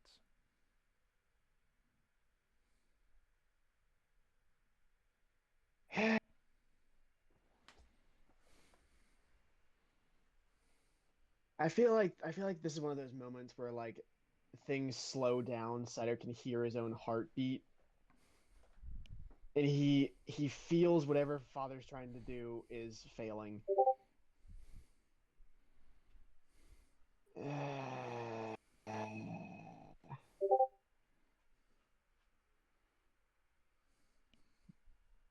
Yeah, yeah. Give me the conflict. So, I want you to describe for me as Cider. I'll give you the setup and I'll let you finish it. You begin to feel the light coursing between you and Father Yuki. You feel this energy begin to build up, and you do feel like it's working. But the wounds that these two have suffered are too much. It's too much for what Father Yuki's doing, and it's not going fast enough. It's not reliable. It's not working like it should. And this wouldn't have happened again if Bowman wasn't here and if Tara hadn't given this information. Your friend wouldn't be hurt right now if Tara hadn't given this information. What does Cider feel as he forces healing properties well past beyond their limit?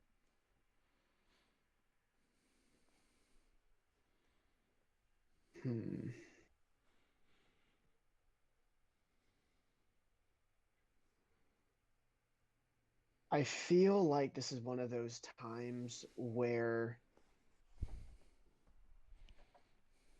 it does start to weigh on him in very contradictive to what he was talking to Maud about.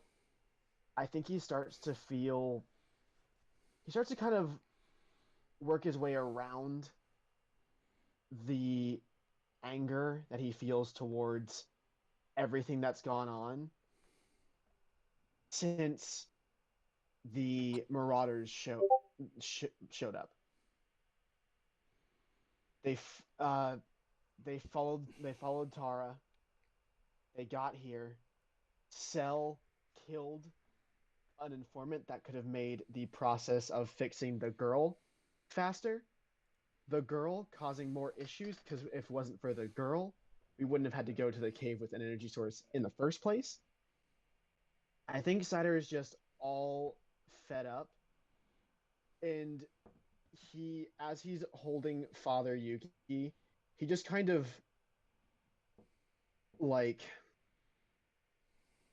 in his own head, don't know if he's actually doing it, but in his own head, he tries to mimic what Ragdoll did when he tried to read her mind.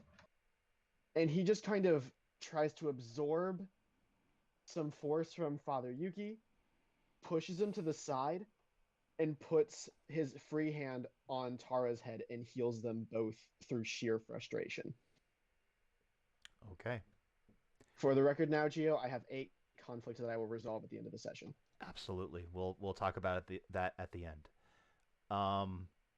Maud, Lystara, the last thing both of you remember is the explosion and then just pure blackness as you both blacked out. As you begin to waken, your hearing is the first thing to come back, and slowly your eyesight.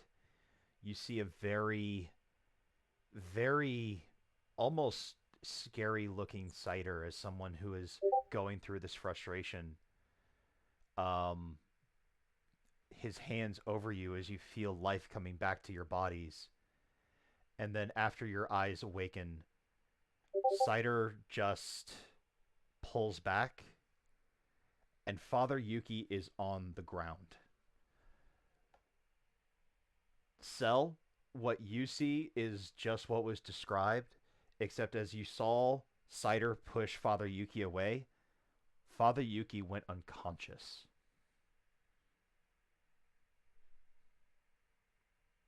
I'll deal with that later.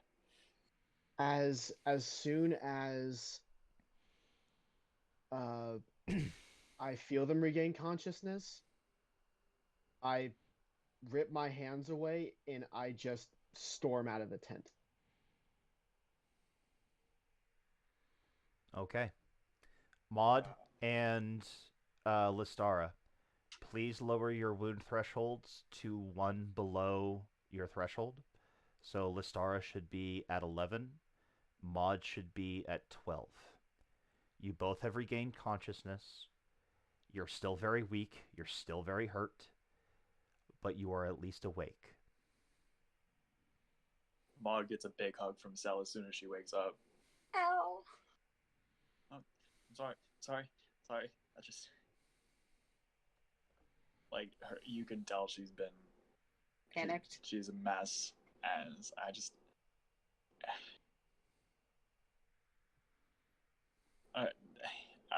I almost thought I lost you. I'm surprised I'm still here.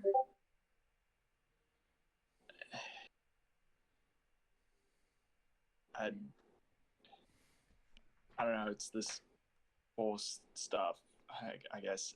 How are you feeling? I mean, I'm just kind of like looking around because just pain. Yeah, I mean, ow, pain.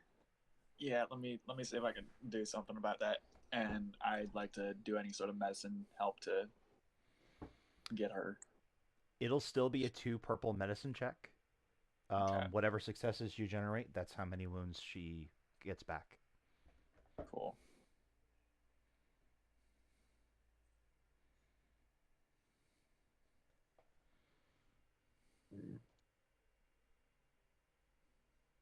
Oh, come on.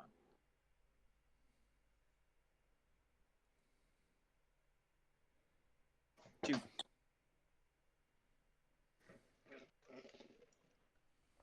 Okay. Maud can heal back 2 wound. Tara is lying on her bed, eyes open. She is cognizant of the world around her, but she's not acknowledging anyone in any meaningful way yet.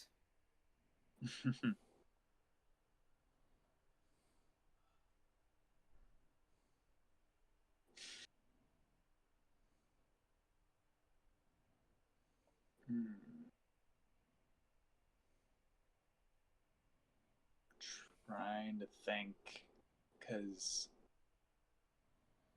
I don't know if Sal would blame her. No, You don't really no, know what happened. They went I on the don't know what ship and happened, then it exploded. Yeah. But Sal did suggest that Maud go with her. Yeah.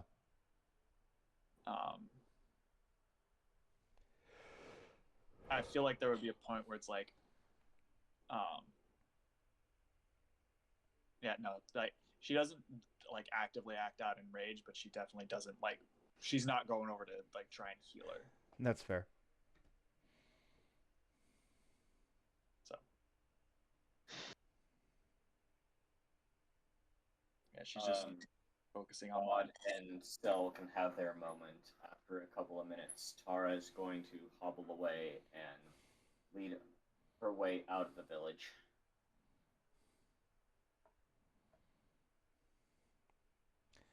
While that goes on, we're going to cut away back to Cider. Cider, you're on your speeder bike, and it is again the thunderous speeder wake that we've all heard before. What's going on? He just kind of rides a bit of ways away until the village is but a dot on the horizon. He shuts off his engine, gets off the monstrous beast that he calls a speeder, walks a couple of steps away, and just screams into the night.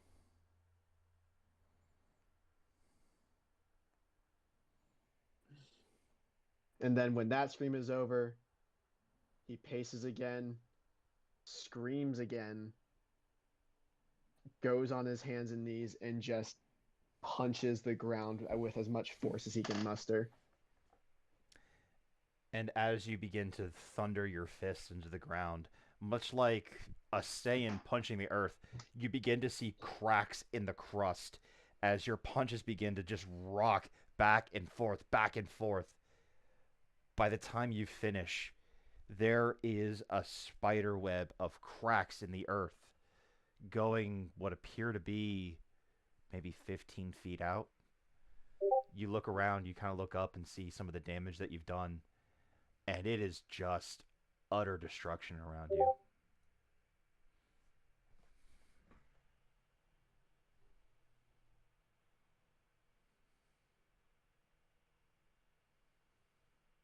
I get up, walk over to my speeder, sit, tilt my head back, and just stare up at the sky and breathe.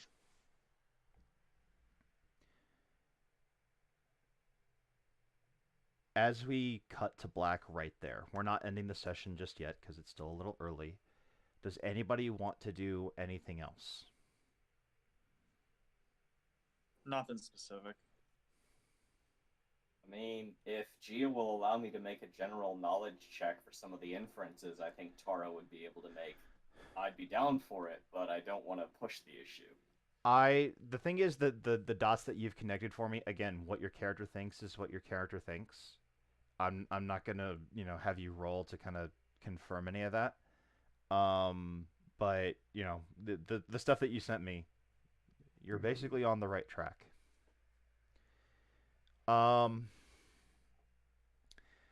We cut to a few days later. It is a day. Go ahead. To interrupt, Tara will break out of her trance, and if possible, could I find Mother Cruz? Absolutely.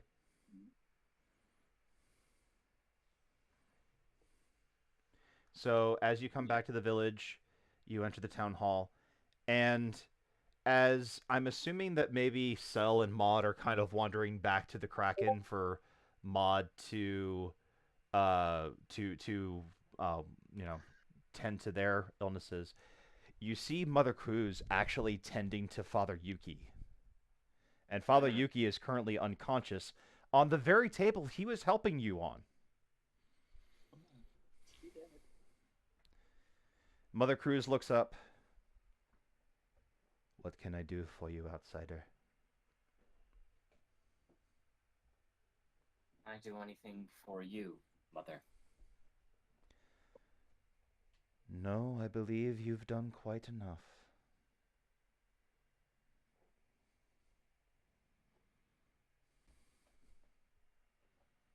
I know it pains me to say this, but it isn't just me who brought trouble to your village.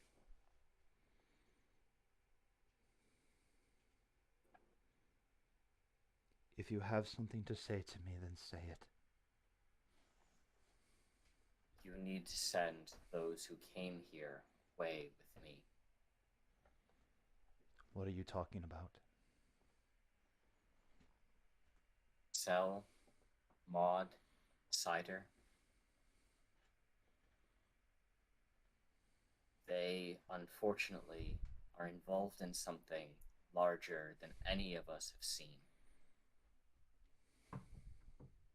Even I haven't seen all the dots yet, but what little I know,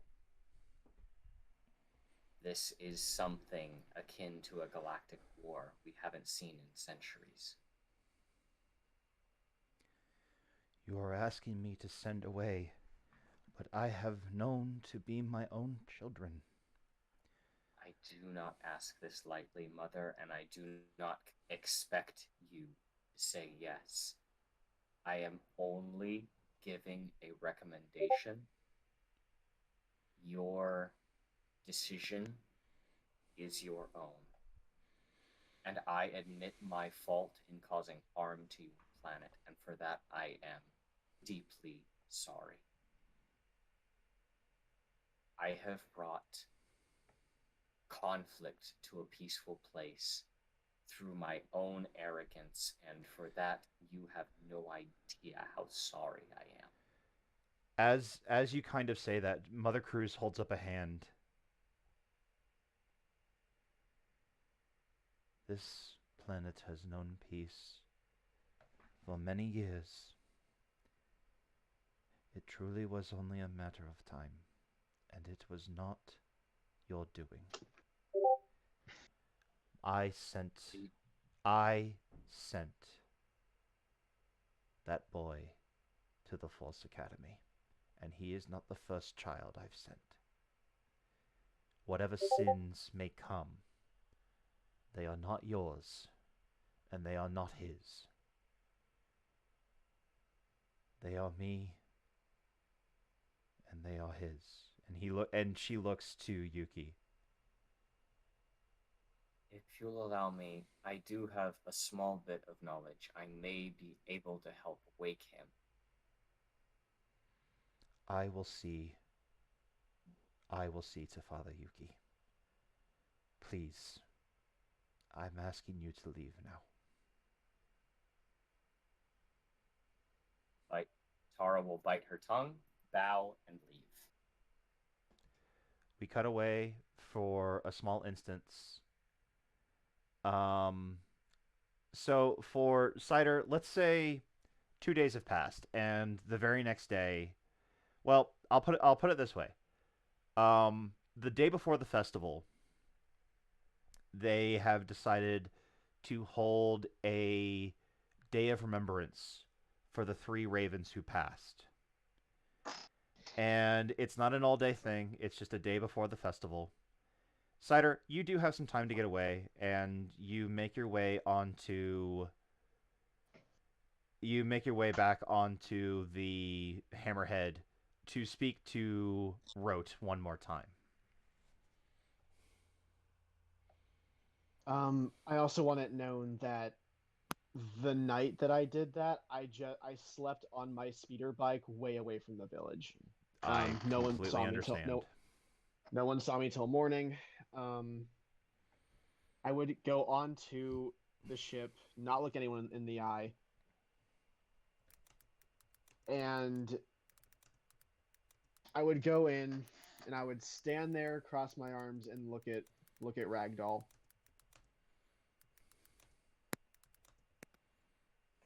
And just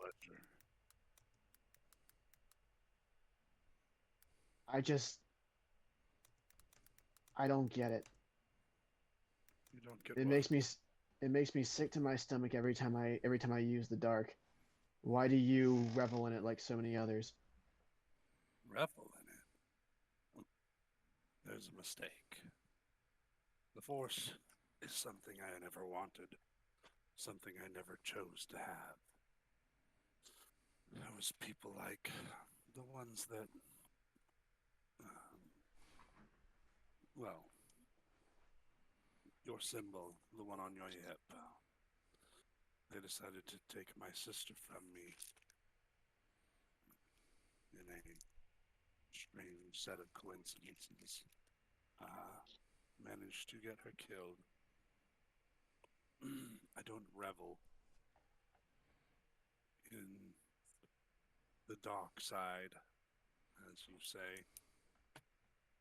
I simply exist where I do and what I am required to do to stay alive has brought me to where I am.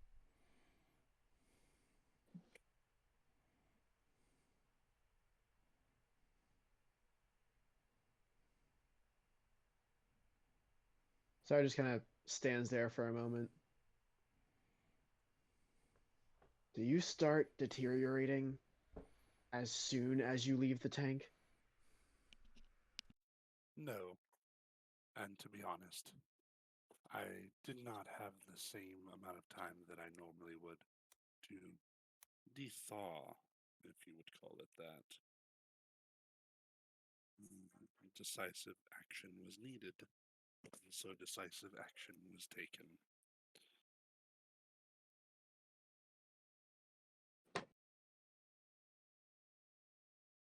If I let you out, will you behave?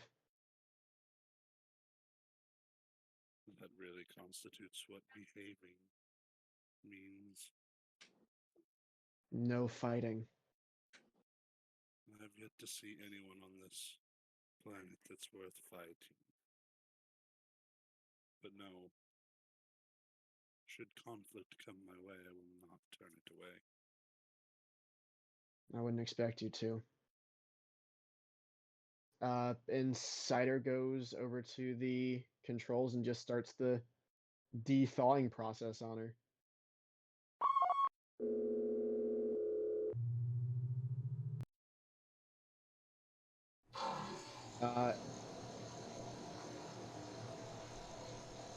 And as soon as it starts, he just walks away.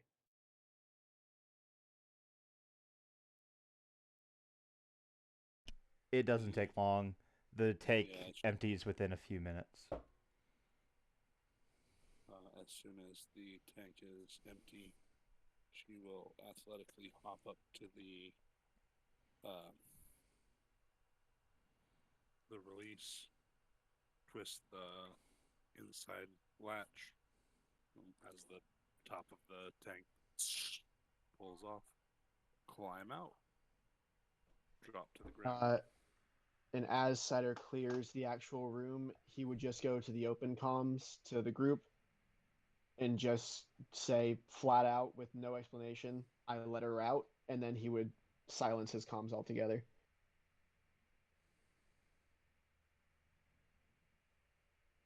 All right.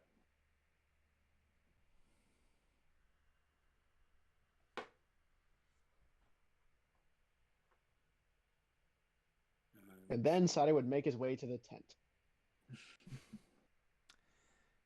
Yeah. As For a while, the only thing Cell's concerned with is Maud.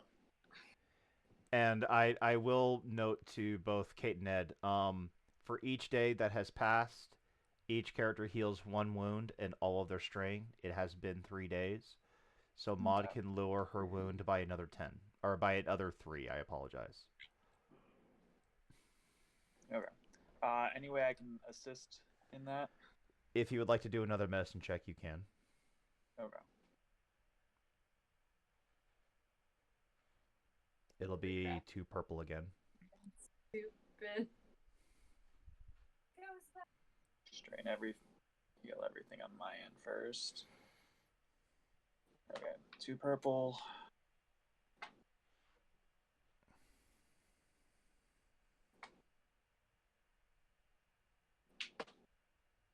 So an extra 3, or I got a triumph. I would say 5 because of the triumph. Okay. So it is now the day before the festival.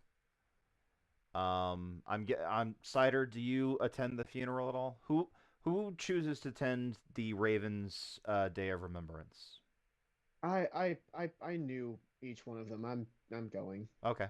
I would hobble my way there somehow. I mean, you're down to 2 wounds, so you're good. Yeah. Well, yeah, but still hobbling. Tara will attend, but at the outskirts. She doesn't make herself known, but she definitely there. attends. Mm-hmm. Yeah, road will be probably right next to her. Same sort of general area. So, like, don't know who this person was, but the dead is the dead. So as the go ahead. Cell would participate in whatever capacity the other Ravens would allow her to.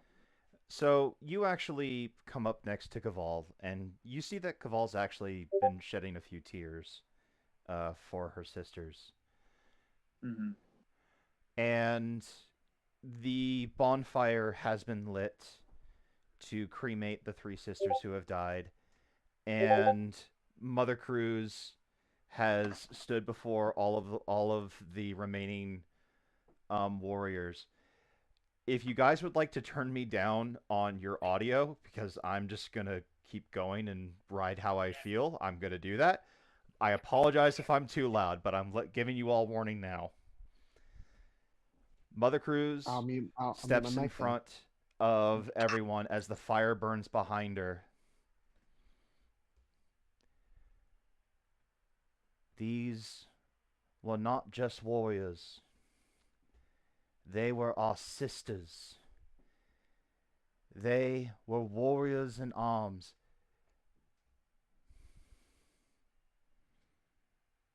They were everything to us. They were what we look for.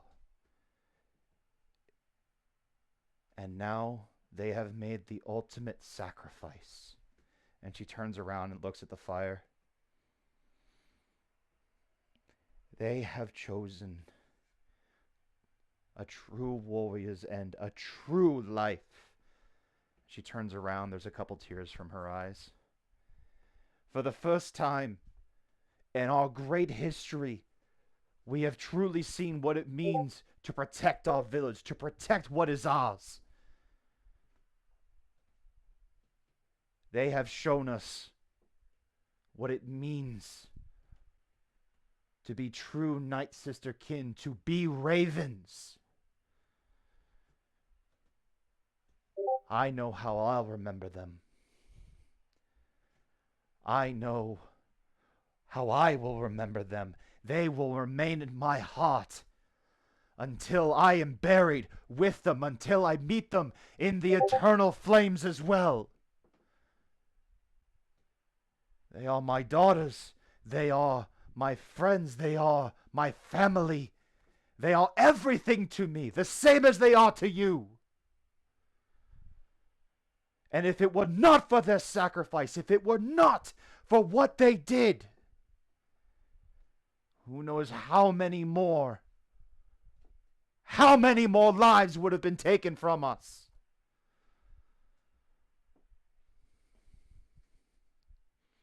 I commend these three for showing us. I cry their names.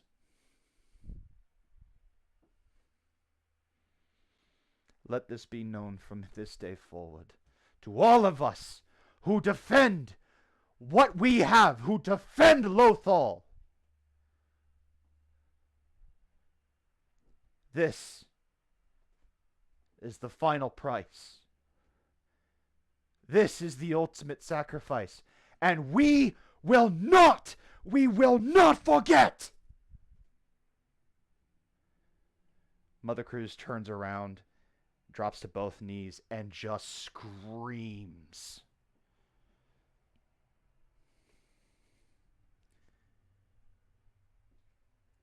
As she gets up, she turns back around to her ravens. Now it is up to all of you. You all must decide. How will you remember them?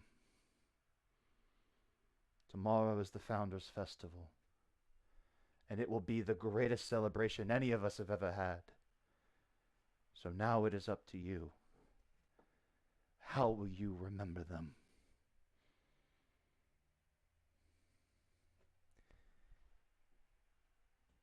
After that, the ceremony goes quiet. There isn't a lot of talking. There isn't a lot of moments where people are trying to be funny or chatter.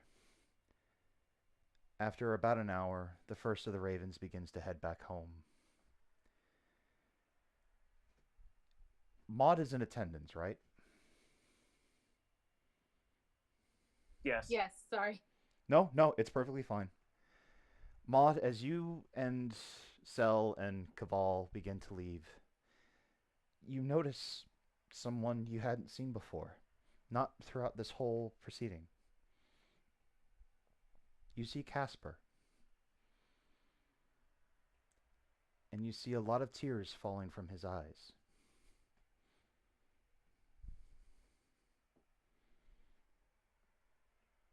He's just kind of looking at the fire, and every few seconds he's just kind of hiccuping with a few tears. He's not openly weeping, but there's just a few tears falling from his eyes.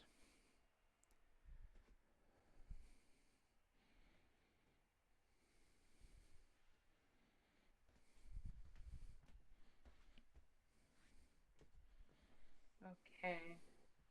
I'm gonna try to be a mom now.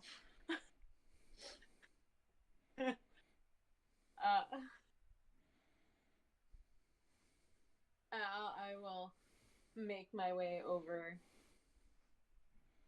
to Casper, and I'll kind of put like one arm around his small frame.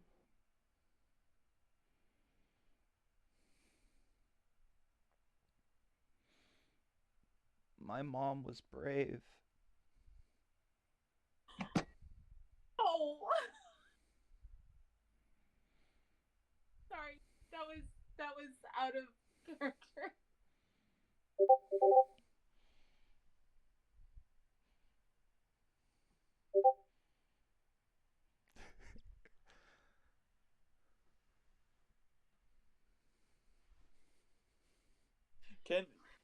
Can the the rest of us hear this?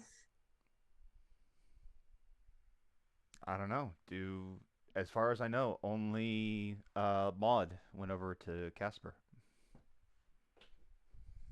Goodness.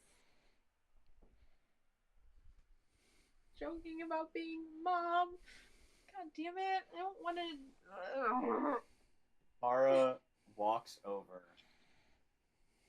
She gently lays a hand. No, she doesn't lay a hand. She kneels next to Casper. And she brings herself to his level. And she says, I never knew your mom. What was she like? She was a raven. I wanted to be a raven when I was older.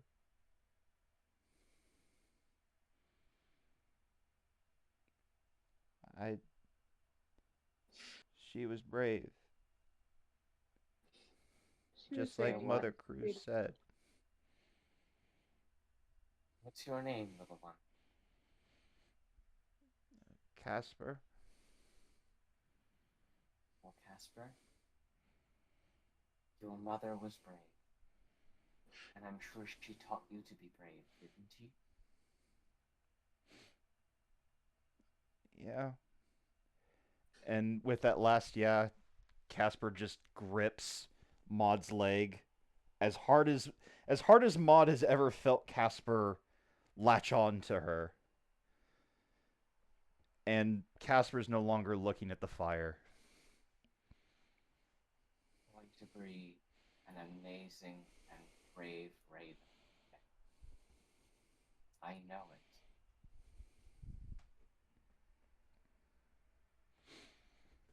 As the fire begins to die, more of the ravens begin to part, some openly weeping over the loss of family, some trying to console others, some even saluting and dancing to honor their fallen.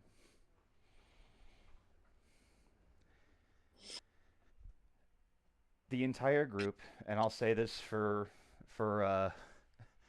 so that way everybody can get back together.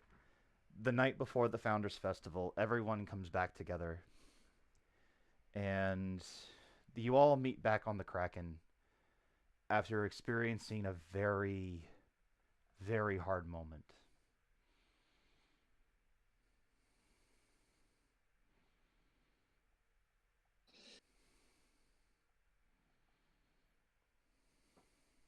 Hmm.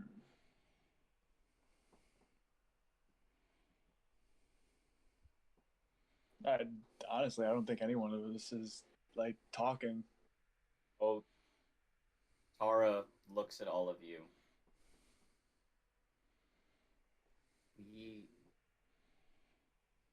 I don't know what's going to happen at the festival, but after that, I feel it would be best if we all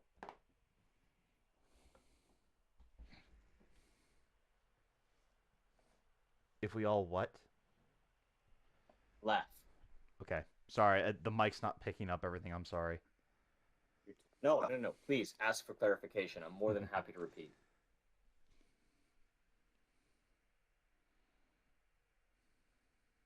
Cider is leaning up against the wall, head down, arms crossed, and just mutters, "I agree." It's nothing against any of you, but what we, and she looks at everyone, and you see unshed tears welling in her eyes. We have brought to these people is unconscionable.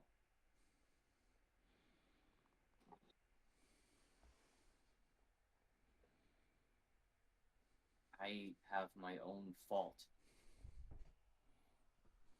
but I am not blameless in what's happened.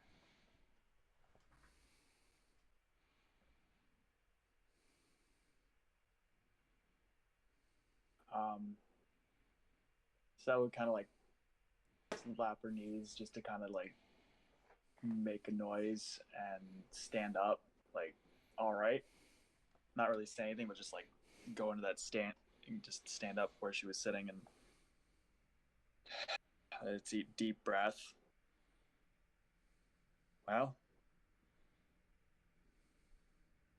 this was fun, but I guess you gotta wake up sometime. And Why are you on the run from the Force Path?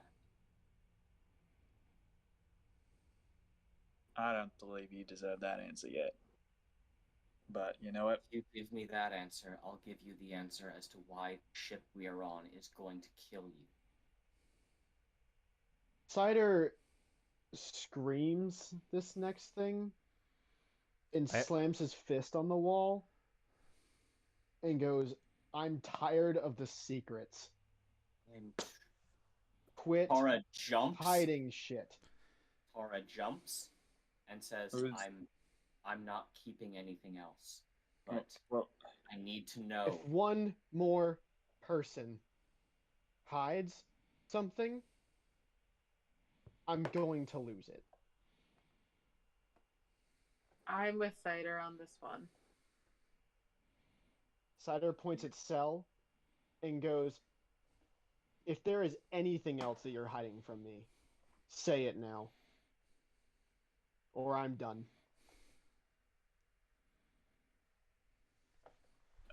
now this is just me personally thinking of anything that I haven't told you guys.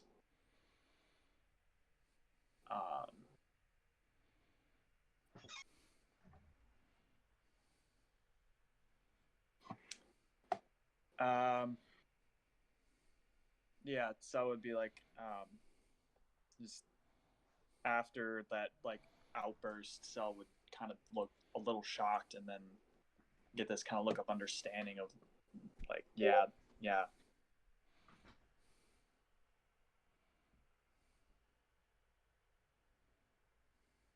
Look, I'm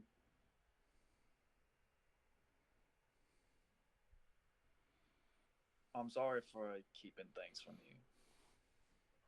I guess it's not. You're right. It's not right at this point. I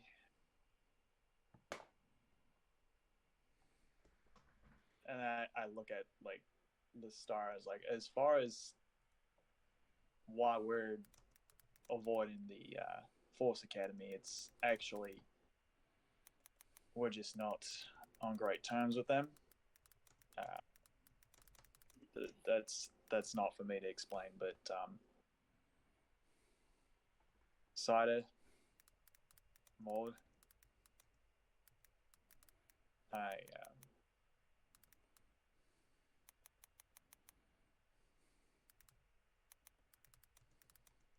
I did work for the Forgotten Fleet, and I did some bad things for them, including taking people out. Now, when I left, someone very dear to me died.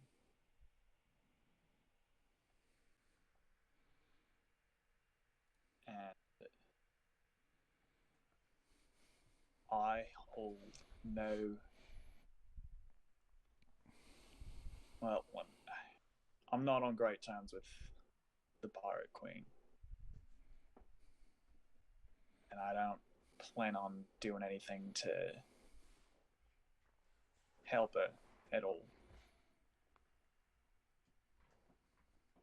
I'm not going to say that I'm trying to hide things from you, Cider.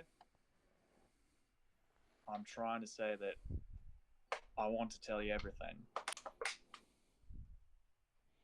Both you and Maud deserve that, I guess. And she's like, I just don't know where to start. I've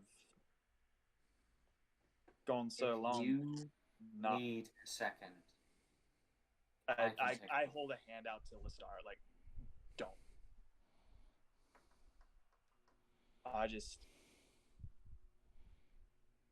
I've been keeping secrets for so long. I don't know how to start telling the truth.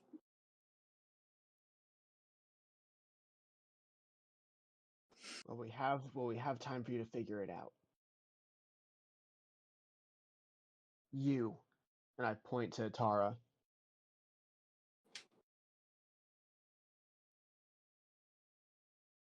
Cyrus then kind of folds his arms.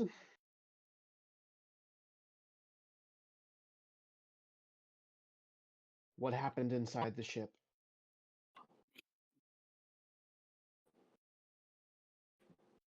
Before it blew up. So, I'm going to give you something very valuable. And all I ask is that you listen without interruption. Is that understood?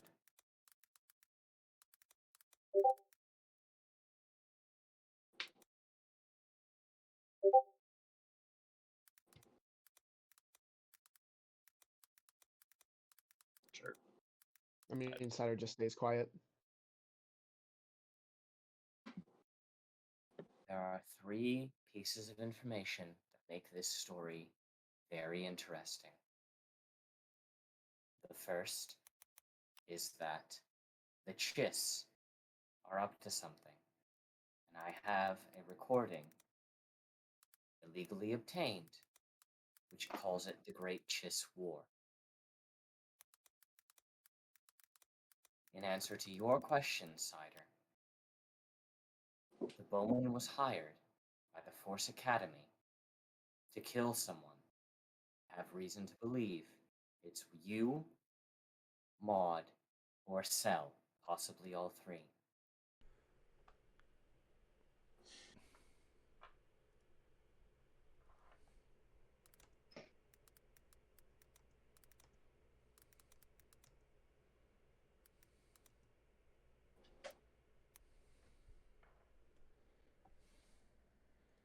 I'm laying all my cards down on the table. I'm not keeping anything from you, which is a very dangerous thing for me in my profession. I literally keep secret. That is what I do.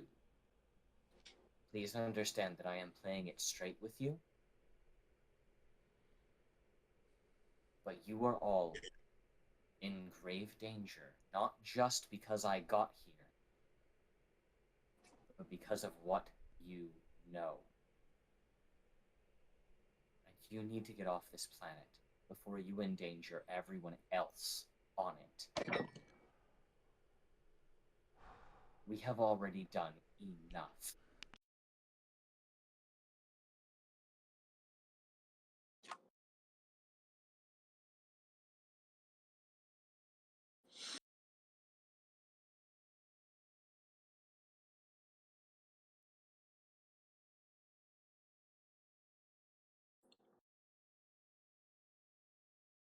Uh,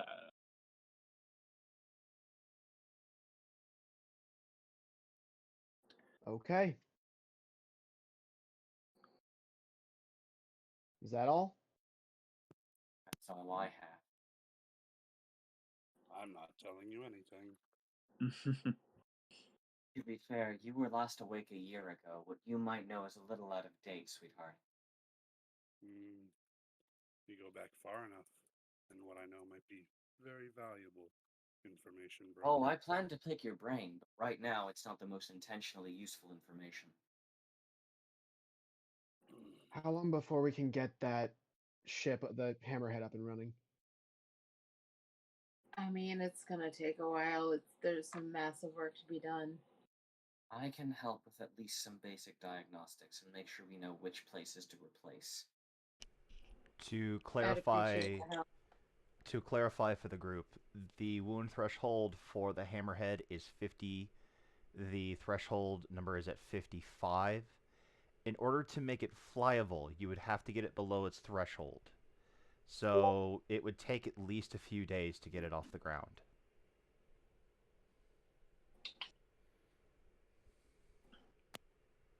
All right. While you all have been in and out of the ship, I seem to have caught that you had something explode. Perhaps parts from it would make your work faster. She's right.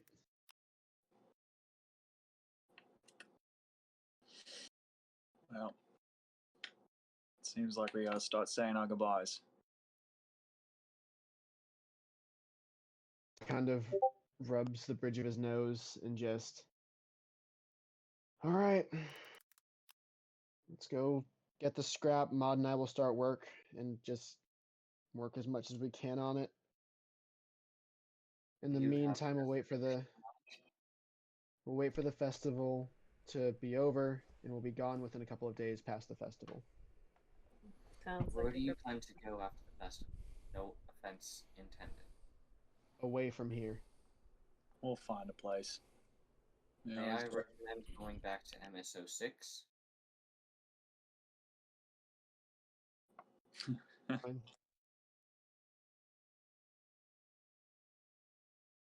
You would do better if you each stayed with each other.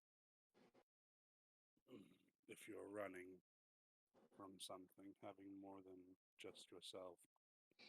I don't intend to break apart, but I do have contacts on that station, so I may be able to get some cover for us, as well as possibly put out some feelers for more information.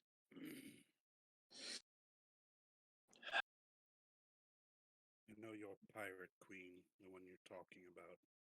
She's the one that first found my capsule. I don't intend to bother the Pirate Queen for the moment.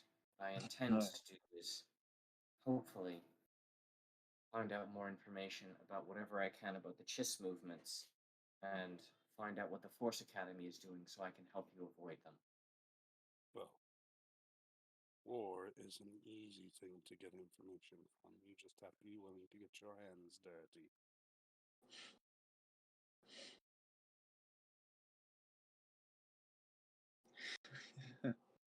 You know, you're a scary motherfucker. I like the term effective better.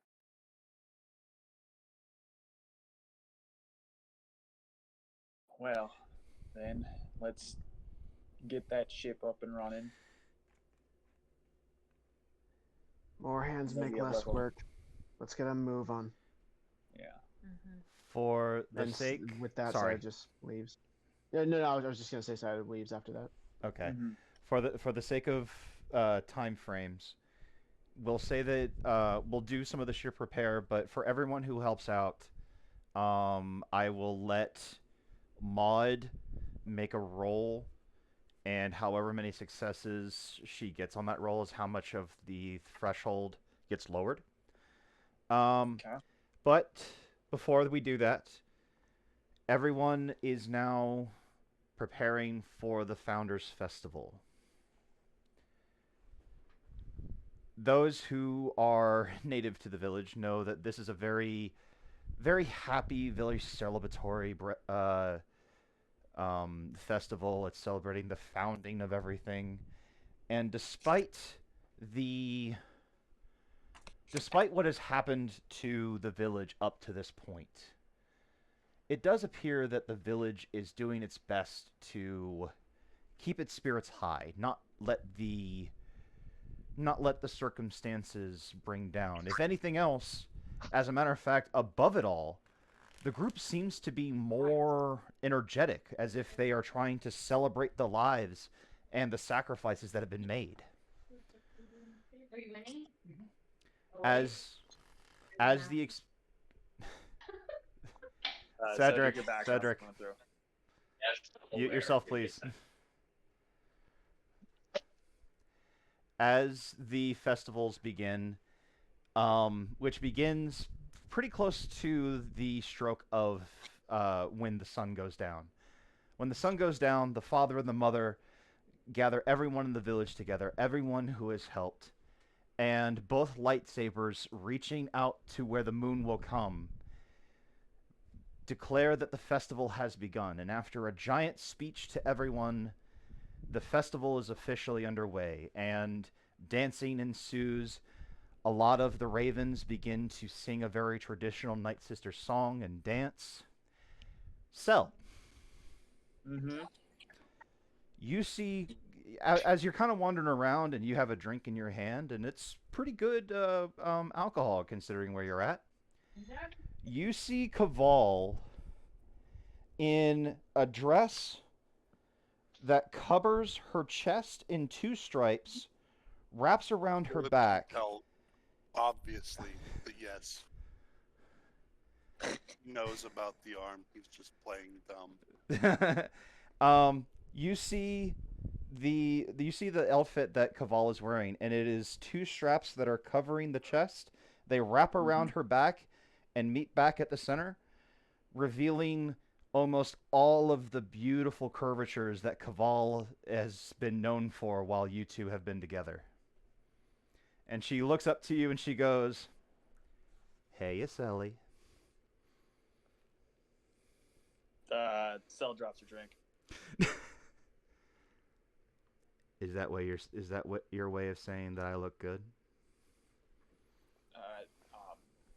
I, I mean, yeah, yeah. Fuck. Um. Yeah. You look nice. You look nice.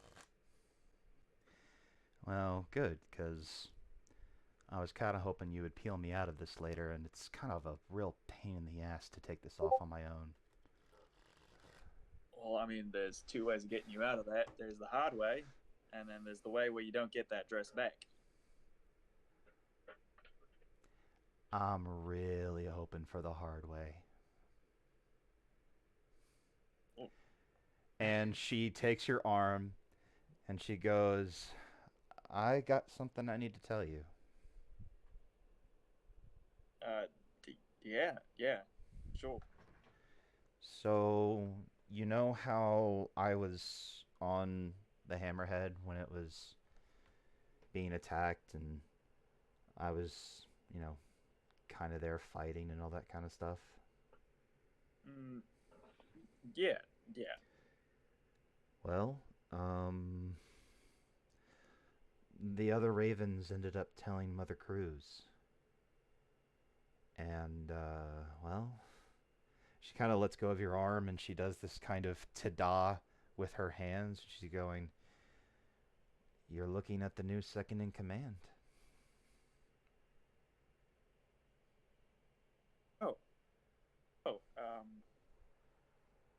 That's great.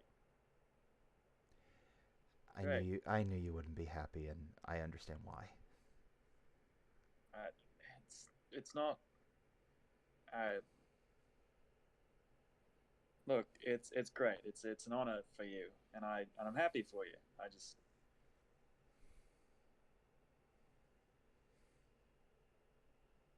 I'm sad that everything's got to come to an end. Well, and Cider, I don't want you to change just because I became a new leader.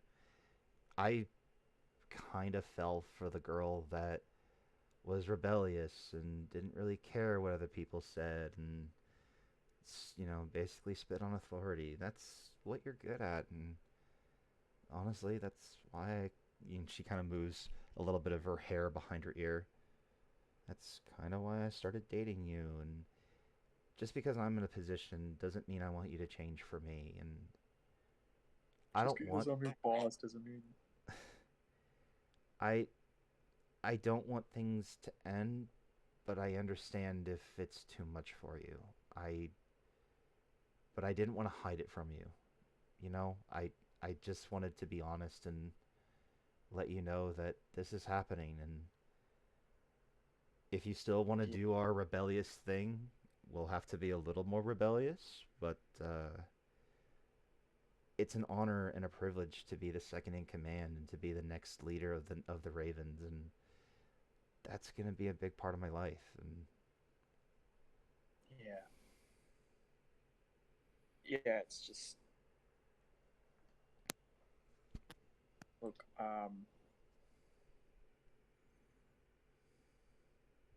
the group of us,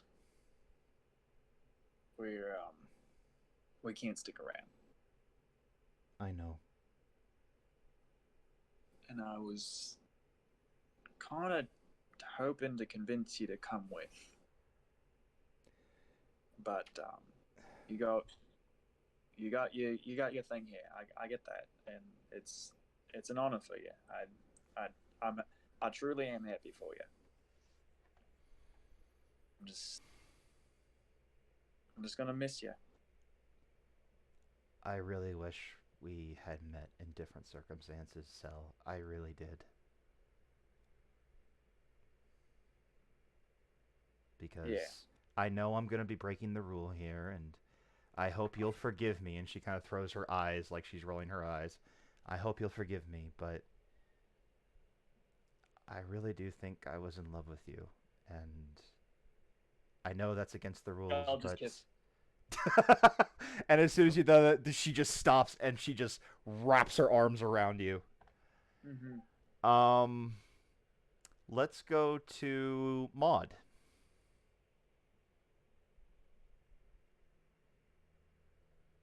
Okay. What are you doing at the festival? Um, probably not much. Like, I'm probably like going over lists of things that I need to do on the ship, and it's As more of like here out of respect. But I'm like also like trying to see like where Casper's at and keeping a close eye on them. as you're kind of looking at your list and trying to keep an eye out for Casper, you feel something grip onto your leg again. Mm-hmm. Hello? Looks down. Maud! And as soon as you do that, he looks up at you and goes, I'm hiding from the demon. You have to hide me. The demon? What? And as soon as he says that, he comes out, and you can see he's got quite a bit of a smile on his face. And you hear a voice come from around the corner. Now there you went. Come here. And and he gets the biggest smile on his face, and he starts giggling. And he goes, Maud, protect me from the demon! And you look up, and you see a man with rather, longish hair and a finer beard and pretty strapping looking. And he goes, oh, so I'm the demon now, huh? Come here, you Apparently, little it rascal. says you are. Come here, you little rascal. And he starts giggling, and he comes up, and he goes, so you must be Maud. My son won't stop talking about you.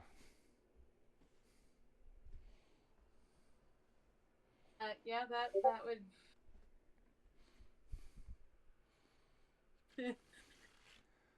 That Your would. wife just died. All right. Kid That set would it up. be- Kid set it up so that mom died, so that Your wife just died, dude.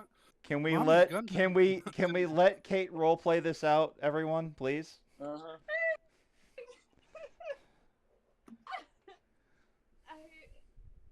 Yeah, I'm Maud. I'm sorry. I mean, I know I keep to myself and my ship, and just kind of doing things with the Ravens. So I'm sorry that we haven't been formally introduced, even though we just went to the funeral of your dead wife. Yeah, that's partly my fault. I work with Morgan a lot in the fields, and well, that's how this one keeps escaping on me. You can call me Jax if you want. Lovely to meet you, Jax. It's lovely to finally meet you. Again, I apologize for all the trouble, and he kind of hugs his son a little bit harder, for all the trouble my little boy here has caused you. Much trouble, just. I can tell he's a handful. Yeah, you have no idea. He really he really wanted to be like his mother when he grew up. Well, maybe he will one day. Oh, I'm sorry. I know that you were there on the Battle of the Hammerhead. I know it must have been hard for you to be there as well. I mean, battles are never easy, but it could have gone a lot worse, which is weird to think about. I 100% agree. I think if you weren't there and Cell and Cider weren't there and that newcomer, I think there'd be a lot more people without their mothers and daughters and sisters. Please understand, I'm living every day without my wife, but I'm thankful to you and to those who fought that we didn't lose more. I honestly can't thank you enough. Well, I'm glad we were here to at least help a little bit. And Casper speaks up and goes, "Die, Damon!" and literally tries to bite on his dad's ear. And no, no biting, no biting. And okay, I think I need to get this one back to the house before he starts destroying stuff. Yeah. Maybe just take him someplace, run him around a few times, and then he'll Maybe. pass out. Listen, I know this might be a little inappropriate, but if you ever stop by the house, I'd love for me and my family to have you over for dinner one night, if for no other reason than to say thank you for looking after Casper as much as you have. I will see if I can pencil that in. I know that there's some things that we have to take care of before that can happen. So, Of course, hopefully. I completely understand. I just wanted to find a way to say thank you, and I also wanted to say that I'm sorry for how big of a handful he is. Please enjoy the rest of the festival. We'll catch you next time, okay? All right. Have a good one, Jax. He turns around and Casper looks over his shoulder and he starts waving at you. Hi, Casper. Bye, Maud! Remember to rescue me from the demon! As soon as I can, sweetie. As soon as I can.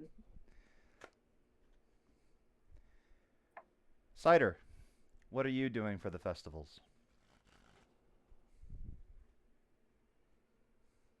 Well, that's a tricky topic. I feel like he's not doing a whole lot of celebrating. That's fair. 'Cause in his mind, there's not really a whole lot to celebrate. Mm-hmm. I think the first thing he does is, God, I feel like he's going around to the people he's closest with and just saying goodbye to them.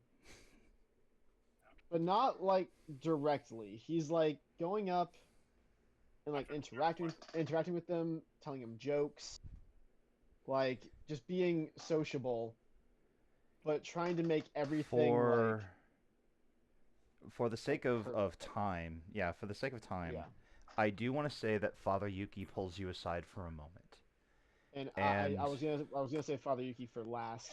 yes, I was gonna go find him if he didn't find me.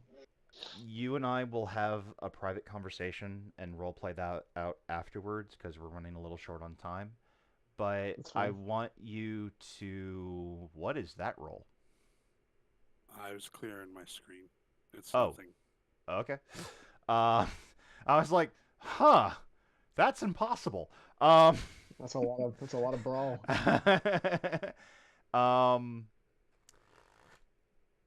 I will say that when you're done with the conversation, Cider, you feel a renewed sense of purpose, and you feel a stronger connection to Lothal when you're done talking with Father Yuki.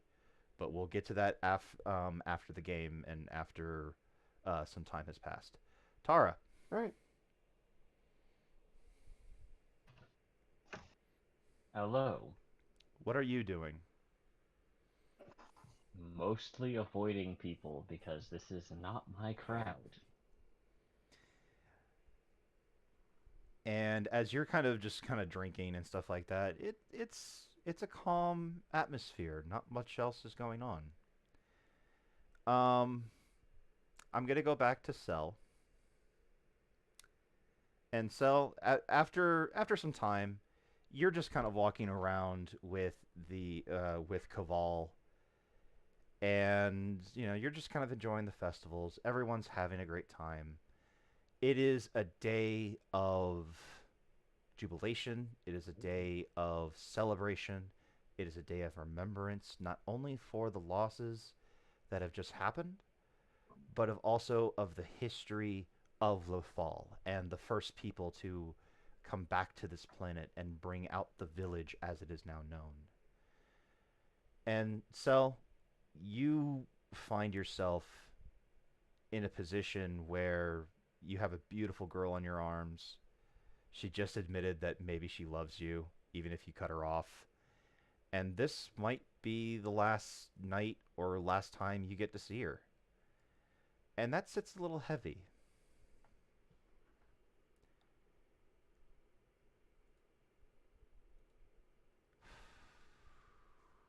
Okay, well, Give me a minute. I legitimately need you to give me a minute. okay, go ahead.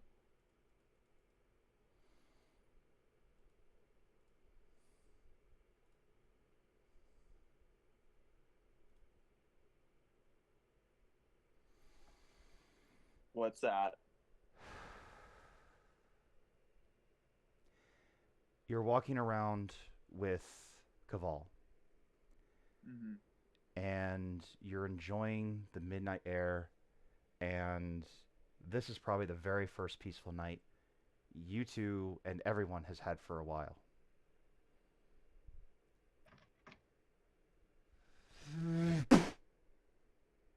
You see Kaval's eyes go wide. And you hear something impact her back. You don't see any blood. You don't see any exit wound. And as she falls to the ground, you see a dart sticking out of her back. And that is where we're going to end our session tonight.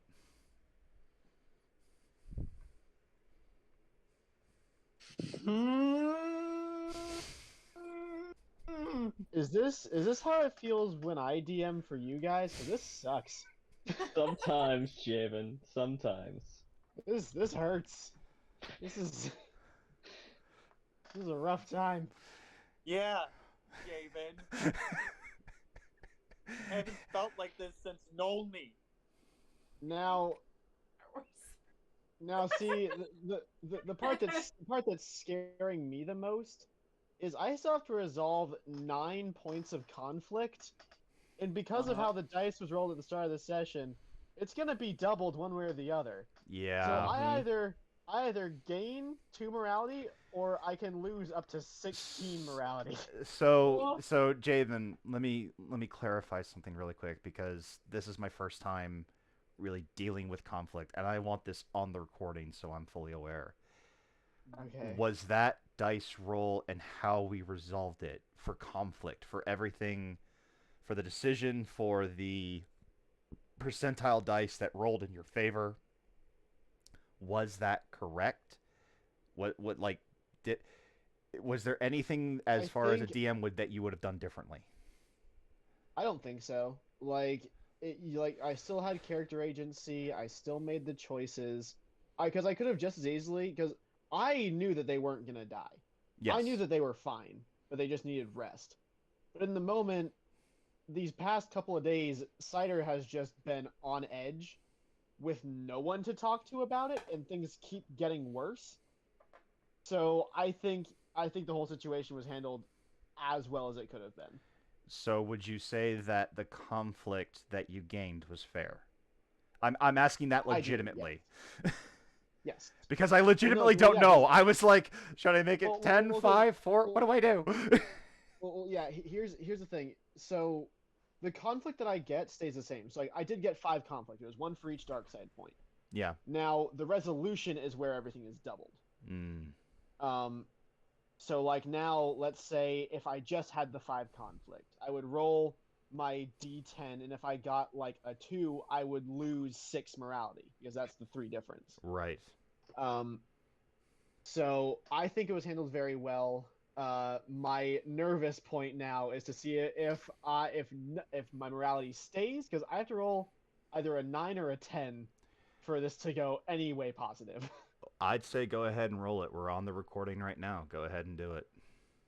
Do you want me to do it in physical dice, or do you want me to do it on the dice roller? Because the dice it- have been very, very mean. This session. I trust you to do it however you want to do it. I'm not gonna force you to Right. do it on the dice roller. If you want to do it by hand, you're more than welcome to. All right, I'm gonna do this by hand. I have my little dice tray right here. That could have gone worse. I got an 8, which means I only lose 2 morality. That go. is not as bad as it could have been. Yeah. Also, that brings me to 69. That makes sense for Cider. That is one hell of a way to end this recording. I swear to God. Everyone, so this is also for the recording's sake. Since we have finished the biggest portion of the Founders Festival, which was the assassination shot in the dark. Since there's a very likely chance that we're not going to meet for the next 2 weeks, when we come back, we will have a mid-session 0, and I am allowing everyone, and I mean everyone, to respec their characters how they see fit.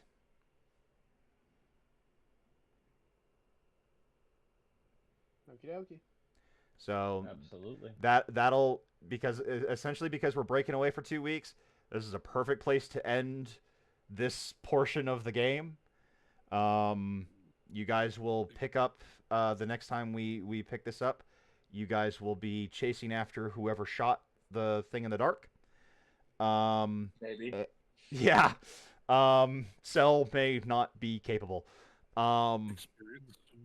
Yeah. Everyone, please take 25 experience for the session. There wasn't a lot of combat, but there was a lot of emotional points. I really hammered it home for some of you guys. I'm sorry about the Casper incident, but I think everyone will agree it was appropriate. Dude, Yeah. don't apologize for emotional just notes. like- It was one of those, oh my god, Casper, okay, sweetie. Like, I had no connection to this kid, but I'm like, Well, you do now. And now Hey, I'm Caval's not on, gonna now back down Caval's and on, talk to him like Robin. now Caval's on the floor in front of you, Cell. It's true. No. So Well, it's I guess just there getting might be a worse. there might be a new occupant to that Bacta tank on the hand. Oh god damn it. Okay, I'm gonna go ahead and end the recording here.